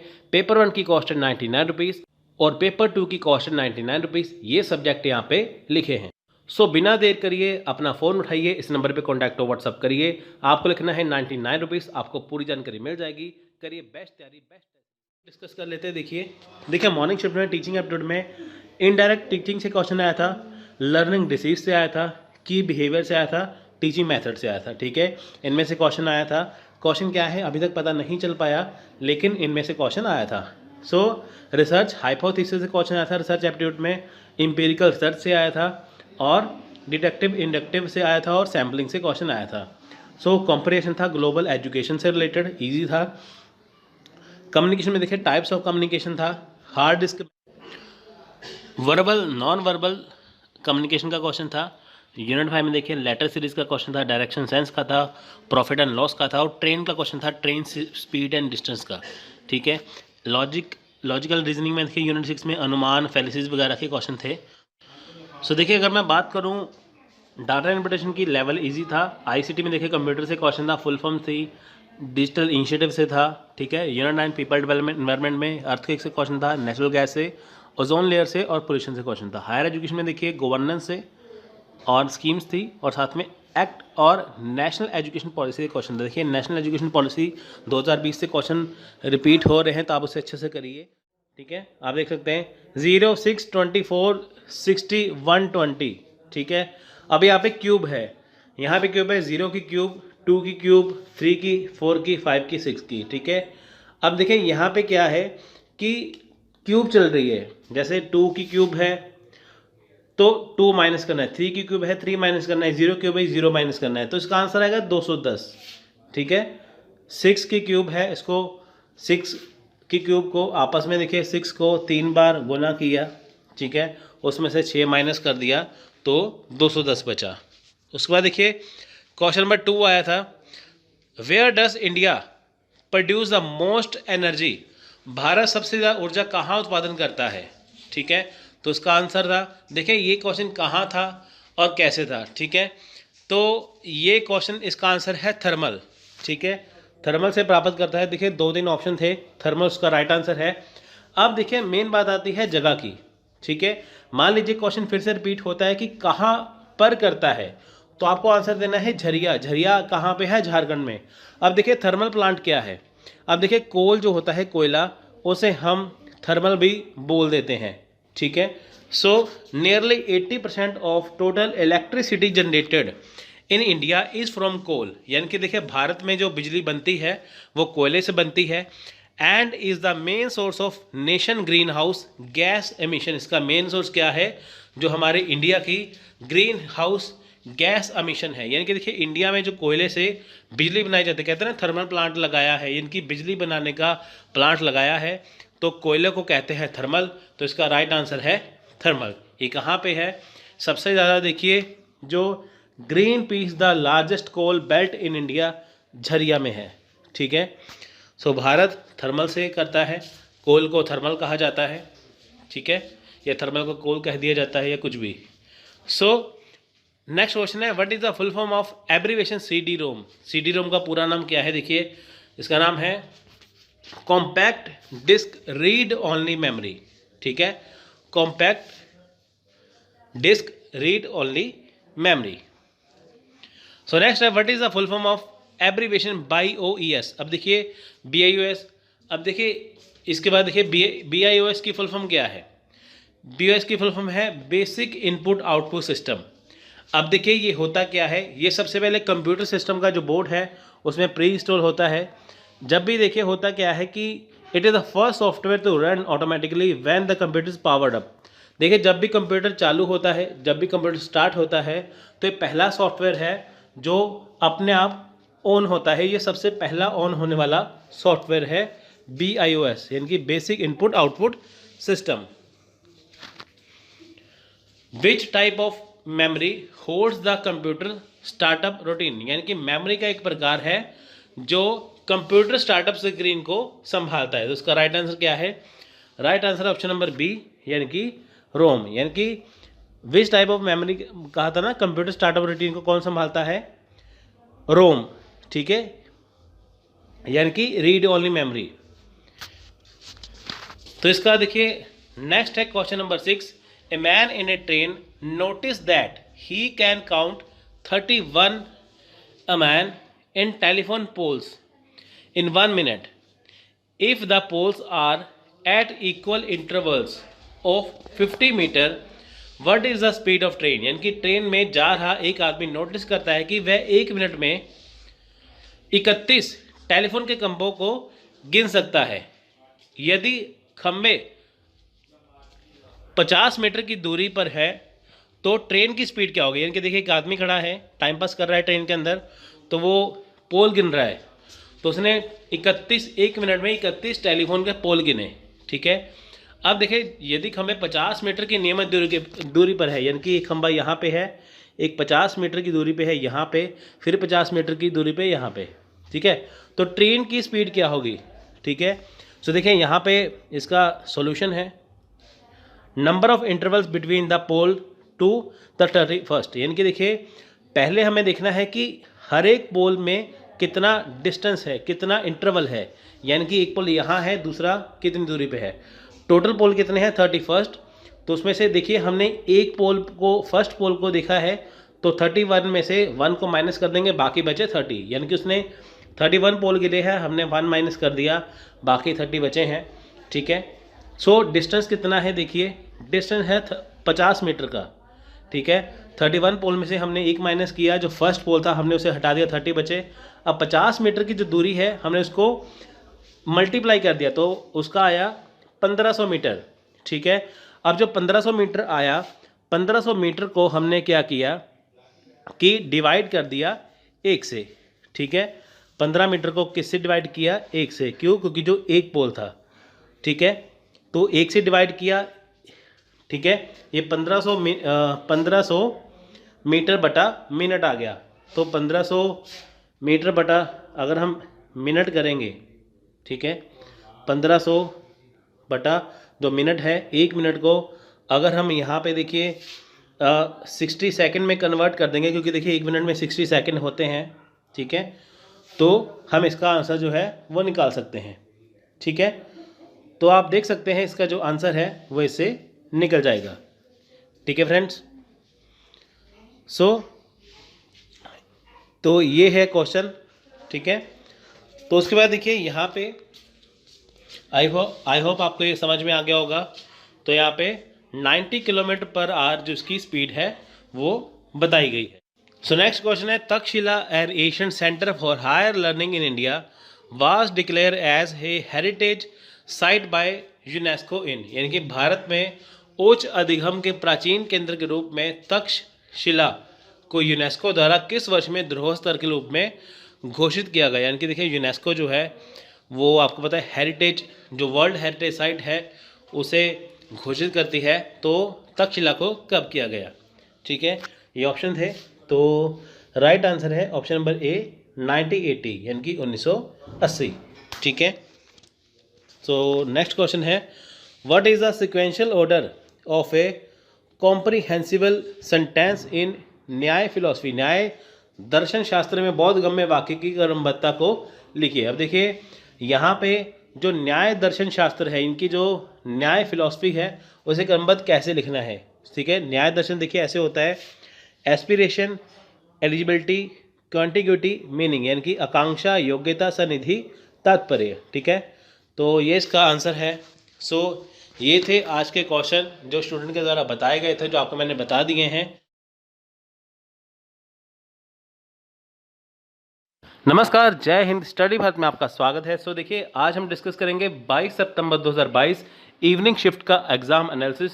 तो कैसे क्वेश्चन आ रहे हैं पूरा इसमें एनालिसिस करेंगे, लेकिन उसके लिए आपके लिए इंपॉर्टेंट अपडेट, अब होगा final revision UGC net paper 1 paper 2 के लिए। सिलेक्शन होगा 100%, क्योंकि हम आपको देंगे इंडिया का सबसे बेस्ट टेस्ट सीरीज, जिसमें आपको मिलेगा लगभग 5000 एमसीक्यूज आपके व्हाट्सएप पे पीडीएफ ग्रुप में।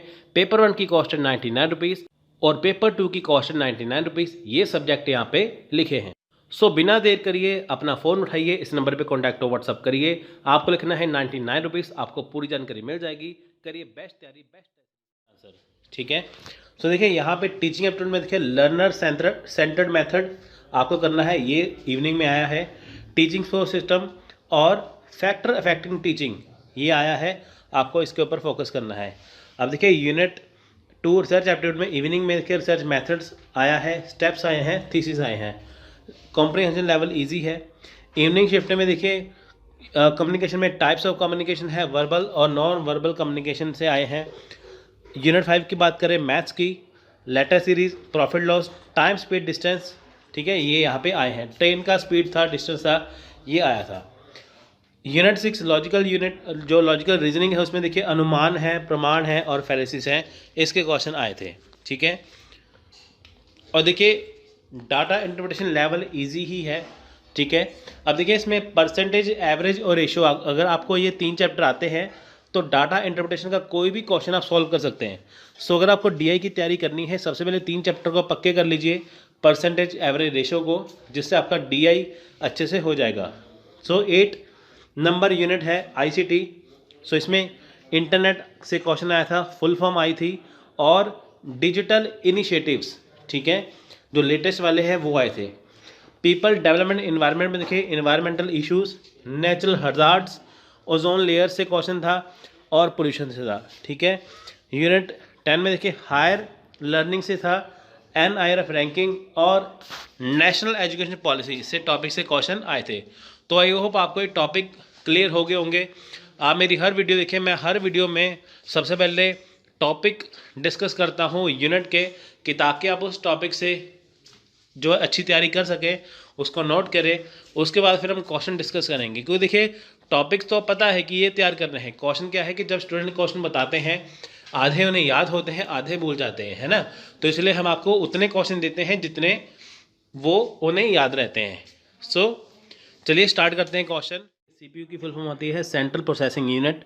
So the CPU is essentially the brain of A CAD system, यानी कि कंप्यूटर का ब्रेन क्या है, CPU है। CPU की फुल फॉर्म क्या है, सेंट्रल प्रोसेसिंग यूनिट, ठीक है। It consist of an arithmetic and logic unit ALU, a control unit and various register, ठीक है। इसमें ALU है, और CPU often simply refer to as a processor. देखिए इसे सिंपली कई बार प्रोसेसर भी कहा जाता है। तो CPU की फुल फॉर्म बता दी, CPU क्या है वो बता दिया, तो ऐसा क्वेश्चन था।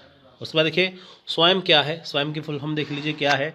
इसके ना मैच दी कॉलम का क्वेश्चन था, मैच करना था, लेकिन वो पता नहीं था, लेकिन आपको मैं स्वयं बता रहा हूँ क्या है। Study webs of active learning of for young aspiring minds, यानी कि स्वयं की फुल फॉर्म है। ये क्या है, ये एक ऑनलाइन प्लेटफॉर्म है जहाँ पे आप डिजिटल अपना कोर्स कर सकते हैं, ऑनलाइन कोर्स कर सकते हैं। ये बिल्कुल फ्री ऑफ कॉस्ट है, ठीक है। जैसे होता है ना कि जैसे गांव है, स्कूल जैसे गांव है, शहर है, वहाँ पे क्या है, डिजिटल डिवाइड है। शहर क्या है, इंटरनेट वहाँ पे ज़्यादा है, गांव में नहीं है। लेकिन उसी को दूर करने के लिए गवर्नमेंट ने क्या है कि स्वयं को शुरू किया है, कि ताकि सभी बच्चे ऑनलाइन एजुकेशन ले पाएँ। सो नंबर 3 पे देखिए क्वेश्चन है, एक क्वेश्चन है 3 men 4 women 6 children can complete a work in 7 days. A woman does double the work a man does, and a child does half the work a man does. How many women alone can complete this work in 7 days? यानी कि देखिए तीन पुरुष हैं, तीन पुरुष हैं, 4 महिलाएं हैं, 6 बच्चे हैं, किसी काम को 7 दिन में पूरा करते हैं, ठीक है। एक पुरुष जितना काम करता है, एक महिला उससे दुगना काम करती है, और एक बच्चा एक आदमी के काम का आधा काम करता है। यानी कि यहाँ पे है आदमी, और औरत उससे डबल काम करती है, और बच्चा उससे आधा काम करता है, ठीक है।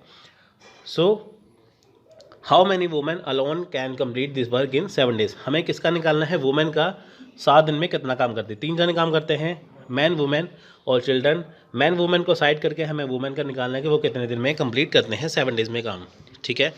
सो यहाँ पे देखिए गिवन है time taken by 3 men 4 women 6 children to complete the work in 7 days, ठीक है। यानी कि 3 आदमी हैं, 4 औरतें हैं और 6 बच्चे हैं, 7 दिन में करते हैं। A man does the double work compare to a man, ठीक है। A women does double work compare to a man. A child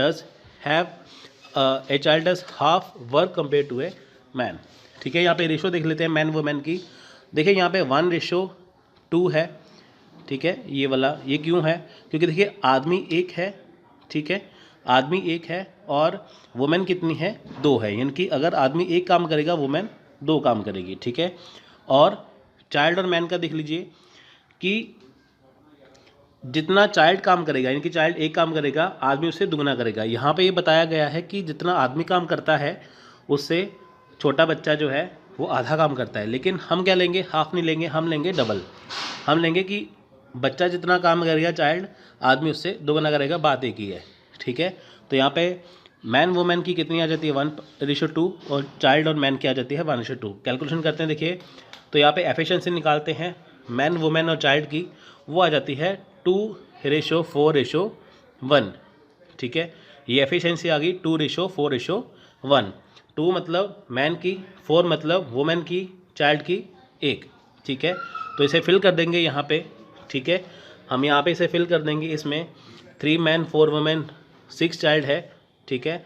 तो 3 मैन की जगह पे देखिए यहाँ पे 3 मैन है, मैन की जगह 2 आ जाएगा ये वाला, और 4 women 4 ये वाला यहाँ पे आ जाएगा, और एक यहाँ पे ये आ जाएगा, तो हमारे पास क्या आया 3 × 2, ठीक है, हमारे पास आया 3 × 2 + 4 × 4 + 6 × 1, और हमने मल्टीप्लाई कर दिया 7 से।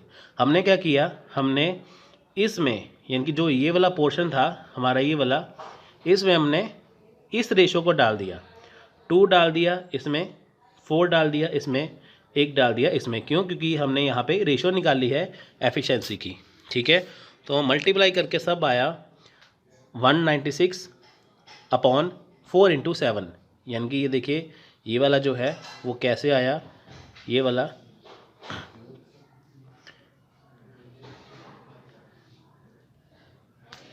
वो कैसे आया, ठीक है,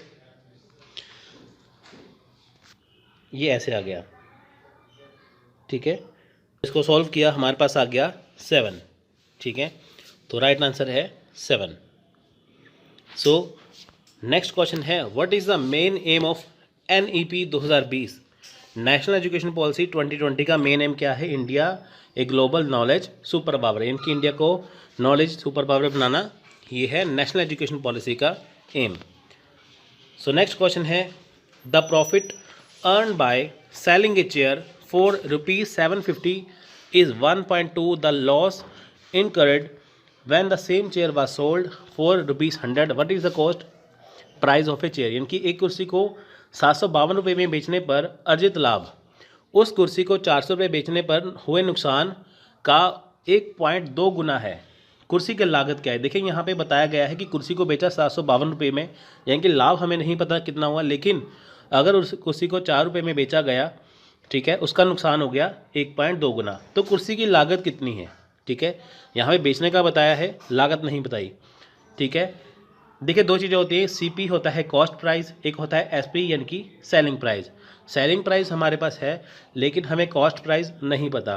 तो देखिए यहाँ पे हम कर लेते हैं, CP को हमने मान लिया X, यानी कि क्रय मूल्य जिसे कहते हैं हिंदी में, तो कॉस्ट प्राइस को मान लिया X, तो बेचा कितने में है, ये हमारा है SP, यानी कि 752 में से हमने X माइनस कर दिया, यानी कि 752 का बेचा, हमें पता नहीं है कि कॉस्ट प्राइस कितनी, हमने X मान लिया, 752 - X हो गया इजकल टू, ठीक है, 1.2।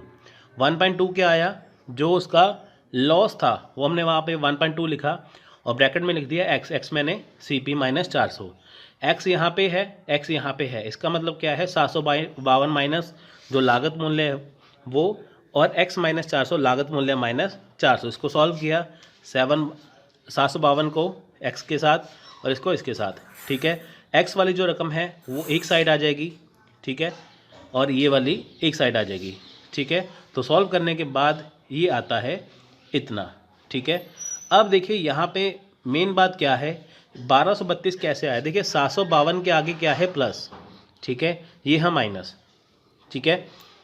तो अगर ये यहाँ पे जाएगी, ठीक है, अगर यहाँ पे जाएगी तो ये निशान चेंज हो जाएगा, यहाँ पे गया प्लस था, ये माइनस हो गया, ठीक है, 752, ठीक है, 752, तो माइनस माइनस होता है प्लस, 480 और 752 का प्लस किया तो आ गया 1232। तो ये इसका राइट आंसर आया 560 रुपये, यानी कि 560 रुपये, 560 रुपीज़ क्या था उसका, वो उसकी कॉस्ट प्राइस थी, ठीक है। So next question, last question है ये वाला। देखिए आज इतने ही क्वेश्चन पता चल पाए हैं।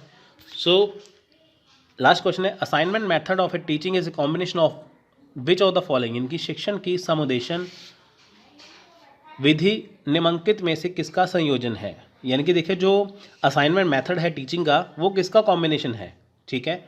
अब देखिए यहाँ पे ये पॉइंट दिए हैं, रिस्टिंग मेथड, लेक्चर कम डेमोन्स्ट्रेशन प्रोजेक्ट या लेक्चर मेथड। अब देखिए इसका राइट आंसर है lecture come demonstration method and laboratory method, यानी कि विज्ञान सह निर्देशन विधि और प्रयोगशाला विधि। अब देखिए असाइनमेंट में क्या है, जब देखिए टीचिंग में असाइनमेंट बनाने के लिए दी जाती है कॉम्बिनेशन, वो किसका होता है, डेमोन्स्ट्रेशन का, ठीक है, लेक्चर का डेमोन्स्ट्रेशन और लेबोरेटरी का।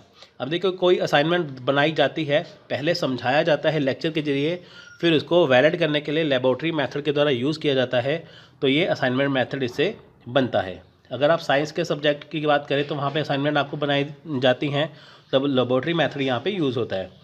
सो आप देख सकते हैं यहाँ पे इसका सॉल्यूशन है, ठीक है। तो ये थे आज के क्वेश्चन।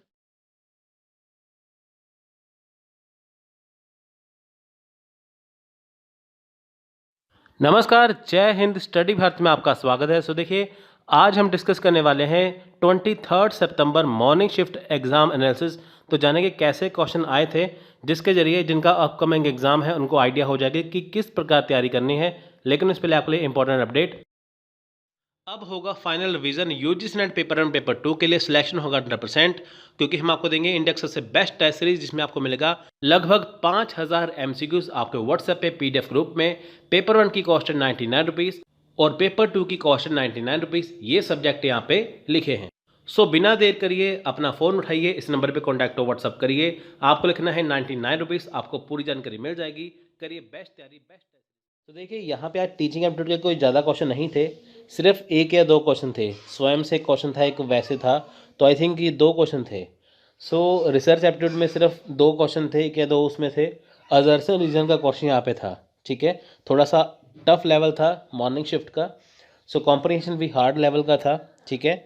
मॉर्निंग शिफ्ट में देखिए कम्युनिकेशन में बैरियर्स आया था, क्लासरूम कम्युनिकेशन में बैरियर का क्वेश्चन था, ठीक है। क्लासरूम कम्युनिकेशन जो होता है ना, उसमें बैरियर वाला क्वेश्चन था। सो देखिए, यूनिट 5 है मैथमेटिकल रीजनिंग एंड एप्टीट्यूड। इसमें देखिए डायरेक्शन सेंस का था, परसेंटेज रेशो का क्वेश्चन था और स्पीड डिस्टेंस का रेशो क्वेश्चन था, ठीक है, स्पीड एंड डिस्टेंस। सो ये थे क्वेश्चन। सो इसमें क्या था कि ये टॉपिक्स में से देखिए जो कैलकुलेशन वाला पार्ट है वो सबसे ज़्यादा था, यानी कि आसान था, लेकिन कैलकुलेशन सबसे ज़्यादा करनी थी, ठीक है। लॉजिकल रीजनिंग में बात करते तो यहाँ पर देखिए क्वेश्चन था पूर्ववत शेषवत का, ठीक है, पक्का धर्मता का, और मिडल टर्म फैलेसिस का क्वेश्चन था। मिडल टर्म फैलेसिस क्या है और दृष्टांत, ठीक है, दृष्टांत क्या है, वो क्वेश्चन था। तो आप देख सकते हैं कि कितना हार्ड लेवल का यहाँ पे पेपर था। तो डाटा इंटरप्रिटेशन भी हार्ड लेवल का ही था, ठीक है। आईसीटी में देखिए कंपाइलर का क्वेश्चन था, ठीक है। सो यहाँ पे फायरवॉल का क्वेश्चन था, ठीक है। यहाँ पे क्वेश्चन था फायरवॉल का, ठीक है। यहाँ पे डीजी लिख हो गया साथ में, लेकिन फायरवॉल का क्वेश्चन था यहाँ पे। और एजुसेट सैटेलाइट का क्वेश्चन था। और आप यूनिट 9 की बात करें, पीपल डेवलपमेंट इन्वायरमेंट की, यहाँ पे देखिए इन्वायरमेंटल इश्यूज थे, नेचुरल हजार्ड था, ठीक है। तो ये क्वेश्चन थे, इनके अलावा काफ़ी क्वेश्चन थे, ठीक है। और हायर लर्निंग एनआरएफ, ठीक है, इनको ये क्वेश्चन कह रहे हैं, लेकिन इनके अलावा देखिए एक क्वेश्चन आया था यूनेस्को का, ठीक है। यूनेस्को का वर्ल्ड हेरिटेज साइट में कौन से वो थे, ठीक है, यहाँ पे क्वेश्चन था, ठीक है। तो यूनेस्को वाला क्वेश्चन आया था हायर एजुकेशन सिस्टम में, ठीक है। तो ये थे टॉपिक्स। अब आप बात करते हैं क्वेश्चन आंसर के बारे में। सो देखिए, एग्ज़ाम में एक एमसीक्यूज आया था, एटीएम की फुल फॉर्म बताइए। आप सभी के पास एटीएम है, ठीक है, तो उसका आंसर है ऑटोमेटेड टेलर मशीन, ठीक है। कहीं भी लिखा होता है एनी टाइम मनी, तो वो गलत है। असली फुल फॉर्म क्या है? Automated teller machine. So next देखिए, which is the central university, ऐसे करके देखिए क्वेश्चन था यहाँ पे, ठीक है। तो मल्टीपल चॉइस है, वहाँ पे 2 ऑप्शन को चूज़ करना था, तो मुझे वो पता नहीं चल पाया, इसलिए मैं आपको यहाँ पे एक ऑप्शन का बता रहा हूँ। Doctor Bhim Rao Ambedkar open university, Jamia, Punjab university या पंजाबी यूनिवर्सिटी। तो आंसर था जामिया। देखिए पंजाबी स्टेट है, ये भी स्टेट है, और जामिया जो है वो सेंट्रल यूनिवर्सिटी है। सो नेक्स्ट है आत्मनिर्भर भारत योजना। अब देखिए इनमें से क्वेश्चन आया था, तो क्वेश्चन क्या था? देखिए आत्मनिर्भर भारत योजना के लिए क्वेश्चन था, लेकिन आपको मैं यहाँ पे बता देता हूँ कि इसके फुल फॉर्म क्या है, ये होता क्या है।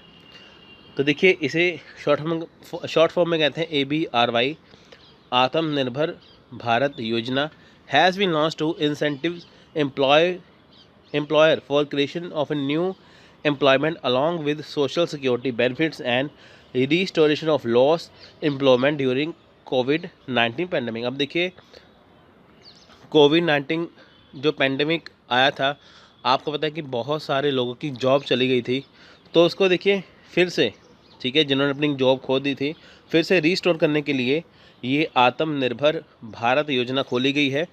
The scheme has commenced from 1 October 2020 and shall remain open for registration of eligible employers and new employees up to 30 June 2021। इनकी 1 अक्टूबर से स्टार्ट हुआ है और 30 जून तक रजिस्ट्रेशन चला। तो देखिए यहाँ पे government will pay the subsidy for 2 years from the date of registration. यानी कि देखिए जो एलिजिबल कैंडिडेट्स हैं उनको गवर्नमेंट पे करेगी 2 साल के लिए। यानी कि जब भी उन्होंने मान लीजिए कि 2020 में उन्होंने रजिस्ट्रेशन किया, ये जून 2021 से पहले रजिस्ट्रेशन कर दिया, तो तब से लेके 2000, ठीक है, मान लीजिए 2020 में का तो 22 तक, 21 में का तो 23 तक, 2 साल के लिए आपको गवर्नमेंट पे करेगी। ठीक है, वैसे आत्मनिर्भर का मतलब क्या है? अपना काम खुद करना। ठीक है, सो ये थी योजना। सो नेक्स्ट देखिए सोलर एनर्जी का रैंक आया था फिर से। सो देखिए राजस्थान सबसे ऊपर है। कई चैनल वाले आपको कर्नाटक दिखाएंगे, लेकिन कर्नाटक था मार्च में, लेकिन अभी क्या है, राजस्थान सबसे ऊपर है। आप खुद से यूट्यूब से चेक कर सकते हैं और गूगल से चेक कर सकते हैं। ठीक है, राजस्थान सबसे ऊपर है, तो रैंक क्या है? राजस्थान का सबसे ऊपर है। सो देखिए ये फिर से क्वेश्चन रिपीट हुआ है, find the wrong number series. ठीक है, सो ये सीरीज़ थी, तो ठीक है आपको ये करना था। तो इसका राइट आंसर है ऑप्शन नंबर सी, यानी कि 10। सो देखिए यहाँ पे सीरीज़ चल रही है। ठीक है, अगर इसे हम कैलकुलेट करके देखें तो 4 आ रहा है, 2.5 आ रहा है, 5.75 आ रहा है, लेकिन आगे 9 आएगा, जबकि यहाँ पे 10 है। तो 10 वाला क्या है? गलत है। सो एक क्वेश्चन आया था स्वयं से। स्वयं क्या है? देखिए स्वयं ऑनलाइन पोर्टल है, इसकी फुल फॉर्म है study webs of active learning for young aspiring minds. Swayam, देखिए स्वयं है, स्वयं प्रभा है, मोक्ष है, आपको याद करने हैं। इनमें से क्वेश्चन डेफिनेटली आ ही रहा है। ठीक है, सो सर स्वयं क्या है? ये गवर्नमेंट ऑफ इंडिया का इनिशिएटिव्स है, तो जिसे जो डिज़ाइन किया गया है किसके लिए? एक्सेस, इक्विटी, क्वालिटी, जिसे हर कोई कर सकता है। ठीक है, हर कोई इसे एक्सेस कर सकता है। मान लीजिए आप जॉब करते हैं, आपके पास टाइम नहीं है पढ़ने के लिए, लेकिन आप अपनी स्टडी करना चाहते हैं, तो आप स्वयं के ज़रिए, स्वयं पोर्टल के ज़रिए आप अपनी स्टडी को कर सकते हैं। ठीक है, अपने अकॉर्डिंग टाइम चूज़ कर सकते हैं क्लासेस के लिए। ये find out the correct chronological order of the following educational communication venture in India. ठीक है, यानी कि भारत में शैक्षिक संप्रेषण उपक्रमों के संदर्भ में निम्नलिखित में से सही कालानुक्रम बताइए। ठीक है, करेक्ट क्रोनोलॉजिकल ऑर्डर किसके बारे में बताना है? एजुकेशनल कम्युनिकेशन वेंचर का। ठीक है, देखिए कृषि दर्शन है, ज्ञान दर्शन है, व्यास है, ज्ञानवाणी है। Right answer option number C. यानी कि देखिए कृषि दर्शन आया था 1966 में, ज्ञान दर्शन आया था 2000 में, ज्ञानवाणी आया था 2001 में, डी व्यास आया था 2004 में। इसका करेक्ट आंसर है। So question number 8, in case of which of the following primary pollutants the man made contribution of global emission, जो कि मिलियन ऑफ टन्स होता है per year, is more compare to the that from natural sources. अब देखिए जो primary pollution है, primary pollution क्या है? ठीक है, प्राइमरी पॉल्यूशन होते हैं जो फैलते हैं, और जो मैन मेड कॉन्ट्रीब्यूशन की पॉल्यूशन को फैलाने के लिए। ठीक है, जो प्राइमरी पॉल्यूटेंट्स का मतलब होता है जिनके द्वारा पोल्यूशन फैलाया जाता है, जिनके कारण पोल्यूशन फैलता है। ठीक है, अब देखिए इंसान ही है पर्यावरण का दुश्मन। आप देखिए दिल्ली में जब भी पटाखे चलते हैं दिवाली के बाद, वहाँ पे क्या है? स्मॉग हो जाती है ना। तो अभी कोई त्यौहार तो फेस्टिवल तो मना नहीं सकते, इतनी बुरी कंडीशन आ चुकी है। तो इंसान ही है, ठीक है, जो पर्यावरण का दुश्मन है। जब कोरोना में लॉकडाउन था तो देखिए मौसम साफ़ हो गया था, क्योंकि व्हीकल वगैरह सब बंद हो गए थे, पर्यावरण साफ़ हो गया था। जब फिर से स्टार्ट हुए, फिर से ख़राब हो गए हालात। तो इंसान है दुश्मन। तो यहाँ पे क्या है कि निम्नलिखित में से किस प्राथमिक प्रदूषण के मामले में वैश्विक उत्सर्जन के संदर्भ में प्राकृतिक स्रोतों की तुलना में मानव की क्रिया का योगदान अधिक है? यानी कि इंसान के द्वारा कौन सा पोल्यूटेंट ऐसा है जो पर्यावरण के लिए खतरा है? वो है सल्फर डाइऑक्साइड। ठीक है, in which was the global emission contribute more to human action that natural sources. अब देखिए ये क्या है, जो सल्फर डाइऑक्साइड है ना, वो ओजोन लेयर को डिप्लेट कर रही है, पतला कर रही है। ठीक है, क्योंकि ओजोन लेयर के साथ जाके ये चिपक जाती है, चिपकने के साथ क्या है, वो पतली होनी शुरू हो गई है। ठीक है, सो सल्फर डाइऑक्साइड देखिए जब हम व्हीकल वगैरह चलाते हैं, जब उनसे साइलेंसर से धुआं निकलता है, वो सल्फर डाइऑक्साइड उसमें से निकलती है। ठीक है, सो ISP की फुल फॉर्म क्या है? अब देखिए बहुत सारी फुल फॉर्म आती हैं, ये भी आ सकती है ISP की फुल फॉर्म। ठीक है, इसकी फुल फॉर्म है option number A, internet service provider. अब देखिए इंटरनेट से बहुत क्वेश्चन आते हैं ICT से, सो ये आ सकता है ISP, इंटरनेट सर्विस प्रोवाइडर। ठीक है, सो लास्ट क्वेश्चन है विच of the following is not a system software. अब देखिए इनमें से कौन सा जो ऑप्शन है वो सिस्टम का सॉफ्टवेयर नहीं है। ठीक है, कंपाइलर, ऑपरेटिंग सिस्टम, एडिटर या एप्लीकेशन सॉफ्टवेयर। ठीक है, अब देखिए एप्लीकेशन सॉफ्टवेयर जो है वो सिस्टम का सॉफ्टवेयर नहीं है। System software is called whose job is to run and maintain the system of computer. यानी कि देखिए सिस्टम सॉफ्टवेयर क्या है, जो नियमित रूप से कंप्यूटर को चलाने में मदद करते हैं। ठीक है, वो होता है सिस्टम सॉफ्टवेयर। सच ए ऑपरेटिंग सिस्टम, कंपाइलर, एटर एटसेट्रा। अब देखिए कंपाइलर, ऑपरेटिंग सिस्टम है, एटर है, ये है सिस्टम सॉफ्टवेयर। लेकिन जो एप्लीकेशन सॉफ्टवेयर होता है वो एक स्पेसिफिक फंक्शन है। जैसे मान लीजिए आप अपने लैपटॉप में या कंप्यूटर में व्हाट्सएप डाउनलोड कर लें, कोई गेम डाउनलोड कर लें, अगर आप उसे हटा भी दें तो सिस्टम कंप्यूटर के ऊपर कोई फ़र्क नहीं पड़ेगा। ठीक है, लेकिन अगर कंपाइलर नहीं होगा, बहुत सारी चीज़ें नहीं होगी, तो कंप्यूटर चलना मुश्किल हो जाएगा। ठीक है, there are different software for different uses are unique such a word processor, spreadsheet etcetera. ठीक है, सो वर्ड प्रोसेसर नहीं होगा, वर्ड फाइल नहीं होगी, है ना, तो इसलिए तो एप्लीकेशन सॉफ्टवेयर है डिफरेंट, जो आप अपनी मर्ज़ी से लगाते हैं अपनी ज़रूरत के हिसाब से। ठीक है, तो ऐसे एक्सपेक्टेड MCQs।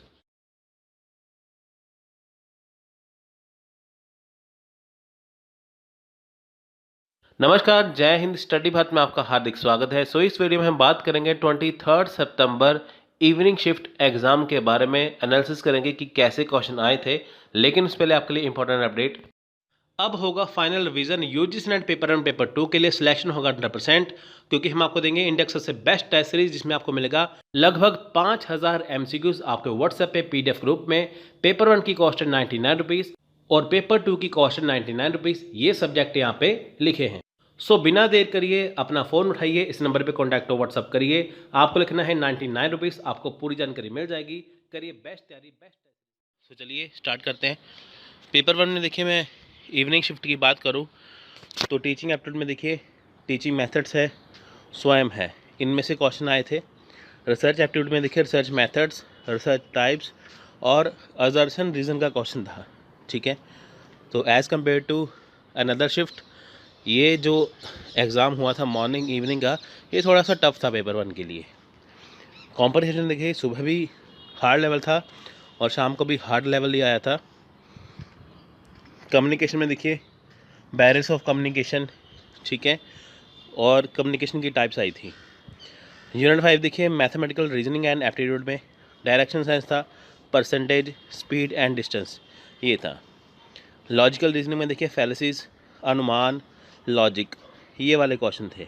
ठीक है, उसके बाद देखिए डाटा इंप्लीमेंटेशन देखिए फिर से हार्ड लेवल था, कैलकुलेशन ज़्यादा थी देखिए और कुछ नहीं है।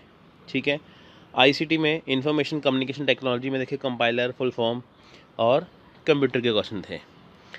पीपल डेवलपमेंट एनवायरनमेंट में एनवायरमेंटल इशू, नेचुरल हैजार्ड्स और पोल्यूशन से क्वेश्चन था। हायर एजुकेशन देखिए स्कीम, इंस्टीट्यूशन, ठीक है, और नेशनल एजुकेशन पॉलिसी से क्वेश्चन था। नेशनल एजुकेशन पॉलिसी आपको करके जानी है, इसमें से आराम से क्वेश्चन आ रहे हैं। CD एस्पायरल रीड ओनली और राइट ओनली। ठीक है, तो यहाँ पे बताना था कि जो रीड ओनली मेमोरी या राइट ओनली मेमोरी, इनमें से क्या है, ऑप्शन दिए थे। तो देखिए जो CD रोम है वो है रीड ओनली मेमोरी। ठीक है, CD रोम क्या होती है, रीड ओनली मेमोरी होती है। ठीक है, CD जो रोम है वो है रीड ओनली मेमोरी। ठीक है, आपको दोनों में से कोई एक चुनना था, तो ऐसा ही क्वेश्चन था यहाँ पे। सो क्वेश्चन 2 था क्योटो प्रोटोकॉल गैसेस से। अब देखिए ये पीपल डेवलपमेंट एनवायरनमेंट से क्वेश्चन था। ठीक है, क्योटो प्रोटोकॉल गैसेस आपको देखनी थी। सो देखिए आपको ऐसे ऑप्शन थे 4, लेकिन मुझे 3 पता चल पाए, तो आपको मैंने 3 लिखे यहाँ पे, SO2, CO2, ठीक है, CH4, तो एक और था। तो इनमें से आपको क्वेश्चन का आंसर ढूंढना था क्योटो प्रोटोकॉल गैसेस का। ठीक है, क्योटो प्रोटोकॉल में गैसेस कौन कौन सी रखी गई हैं।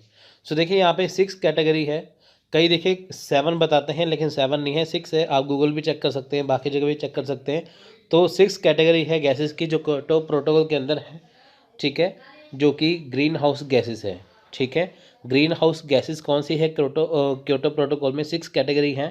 कार्बन डाइऑक्साइड इनकी CO2, ठीक है, और मीथेन है CH4, नाइट्रस ऑक्साइड है N2O, और हाइड्रोफ्लोरोकार्बन है HFCs, ठीक है, परफ्लोरो कार्बन है PFCs, एंड सल्फर हेक्साफ्लोराइड है SF6। तो ये गैसेस है, तो आपको यहाँ पे गैसेस चूज़ करनी थी, ठीक है। और नेक्स्ट है डाटा कलेक्शन। डाटा कलेक्शन कैसे किया जाता है, ठीक है, ये क्वेश्चन था रिसर्च एप्टीट्यूड का, एक असर्शन डिसीजन का भी था, लेकिन मुझे ये पता चल पाया डाटा कलेक्शन कैसे किया जाता है। तो राइट आंसर देखिए ऑब्जर्वेशन से। अब देखिए ये डाटा कलेक्शन का मैंने आपको यहाँ पे बताया है। डाटा कलेक्शन कैसे किया जाता है, देखिए डाटा आप कलेक्ट कर सकते हैं इंटरव्यू से, ठीक है, क्वेश्चनर से, सर्वे से, ऑब्जर्वेशन से, डॉक्यूमेंट एंड रिकॉर्ड से, फोकस ग्रुप से, या ओरल हिस्ट्री से आप डाटा इकट्ठा कर सकते हैं। तो इसका आंसर था यहाँ पे ऑब्जर्वेशन, ठीक है। So after independence first commission, यानी कि भारत की आज़ादी के बाद 1947 के बाद पहली कमीशन कौन सी बनी थी? वो थी UEC कमीशन, यानी कि यूनिवर्सिटी एजुकेशन कमीशन। ये किन्होंने बनाई थी? राधा कृष्णन कमीशन, ठीक है, राधा कृष्णन कमीशन, जो कि यूनिवर्सिटी एजुकेशन कमीशन थी। सो देखिए अगला क्वेश्चन था कि यूनेस्को हेरिटेज यूनिवर्सिटी कौन सी है। देखिए आपको पता है कि तक्षशिला 1980 में थी, और नालंदा, देखिए यहाँ पे नालंदा 2016 में थी, ठीक है, 2016। तक्षशिला थी 1980 में, नालंदा थी 2016 में। यूनेस्को क्या है? देखिए यूनेस्को जो है वो वर्ल्ड हेरिटेज साइट को काउंट करता है, ठीक है। तो इंडिया में तक्षशिला 1980 में यूनेस्को ने हेरिटेज यूनिवर्सिटी को रखा था, और नालंदा को 2016 में, ठीक है। Find out the correct chronological order of the following educational communication venture in India, ठीक है, यानी कि भारत में शैक्षिक संप्रेषण उपक्रमों के संदर्भ में निम्नलिखित में से सही कालानुक्रम बताइए, ठीक है। करेक्ट क्रोनोलॉजिकल ऑर्डर किसके बारे में बताना है? एजुकेशनल कम्युनिकेशन वेंचर का, ठीक है। देखिए कृषि दर्शन है, ज्ञान दर्शन है, व्यास है, ज्ञानवाणी है। Right answer option number C. यानी कि देखिए कृषि दर्शन आया था 1966 में, ज्ञान दर्शन आया था 2000 में, ज्ञानवाणी आया था 2001 में, DD व्यास आया था 2004 में। इसका करेक्ट आंसर है। So question number 8, in case of which of the following primary pollutants the man made contribution of global emission, जो कि मिलियन ऑफ टन्स होता है per year, is more compare to the that from natural sources. अब देखिए जो primary pollution है, primary pollution क्या है, ठीक है, प्राइमरी पॉल्यूशन होते हैं जो फैलते हैं, और जो मैन मेड कॉन्ट्रीब्यूशन की पॉल्यूशन को फैलाने के लिए, ठीक है, जो प्राइमरी पॉल्यूटेंट्स का मतलब होता है जिनके द्वारा पोल्यूशन फैलाया जाता है, जिनके कारण पोल्यूशन फैलता है, ठीक है। अब देखिए इंसान ही है पर्यावरण का दुश्मन। आप देखिए दिल्ली में जब भी पटाखे चलते हैं दिवाली के बाद, वहाँ पे क्या है? स्मॉग हो जाती है ना। तो अभी कोई त्यौहार तो फेस्टिवल तो मना नहीं सकते, इतनी बुरी कंडीशन आ चुकी है। तो इंसान ही है, ठीक है, जो पर्यावरण का दुश्मन है। जब कोरोना में लॉकडाउन था तो देखिए मौसम साफ़ हो गया था, क्योंकि व्हीकल वगैरह सब बंद हो गए थे, पर्यावरण साफ़ हो गया था। जब फिर से स्टार्ट हुए फिर से ख़राब हो गए हालात। तो इंसान है दुश्मन। तो यहाँ पे क्या है कि निम्नलिखित में से किस प्राथमिक प्रदूषण के मामले में वैश्विक उत्सर्जन के संदर्भ में प्राकृतिक स्रोतों की तुलना में मानव की क्रिया का योगदान अधिक है। यानी कि इंसान के द्वारा कौन सा पोल्यूटेंट ऐसा है जो पर्यावरण के लिए खतरा है? वो है सल्फर डाइऑक्साइड, ठीक है। In which was the global emission contribute more to human action that natural sources. अब देखिए ये क्या है, जो सल्फर डाइऑक्साइड है ना, वो ओजोन लेयर को डिप्लेट कर रही है, पतला कर रही है, ठीक है, क्योंकि ओजोन लेयर के साथ जाके ये चिपक जाती है, चिपकने के साथ क्या है वो पतली होनी शुरू हो गई है, ठीक है। सो सल्फर डाइऑक्साइड देखिए जब हम व्हीकल वगैरह चलाते हैं, जब उनसे साइलेंसर से धुआं निकलता है, वो सल्फर डाइऑक्साइड उसमें से निकलती है, ठीक है। सो ISP की फुल फॉर्म क्या है? अब देखिए बहुत सारी फुल फॉर्म आती हैं, ये भी आ सकती है ISP की फुल फॉर्म, ठीक है। इसकी फुल फॉर्म है option number A internet service provider. अब देखिए इंटरनेट से बहुत क्वेश्चन आते हैं आईसीटी से।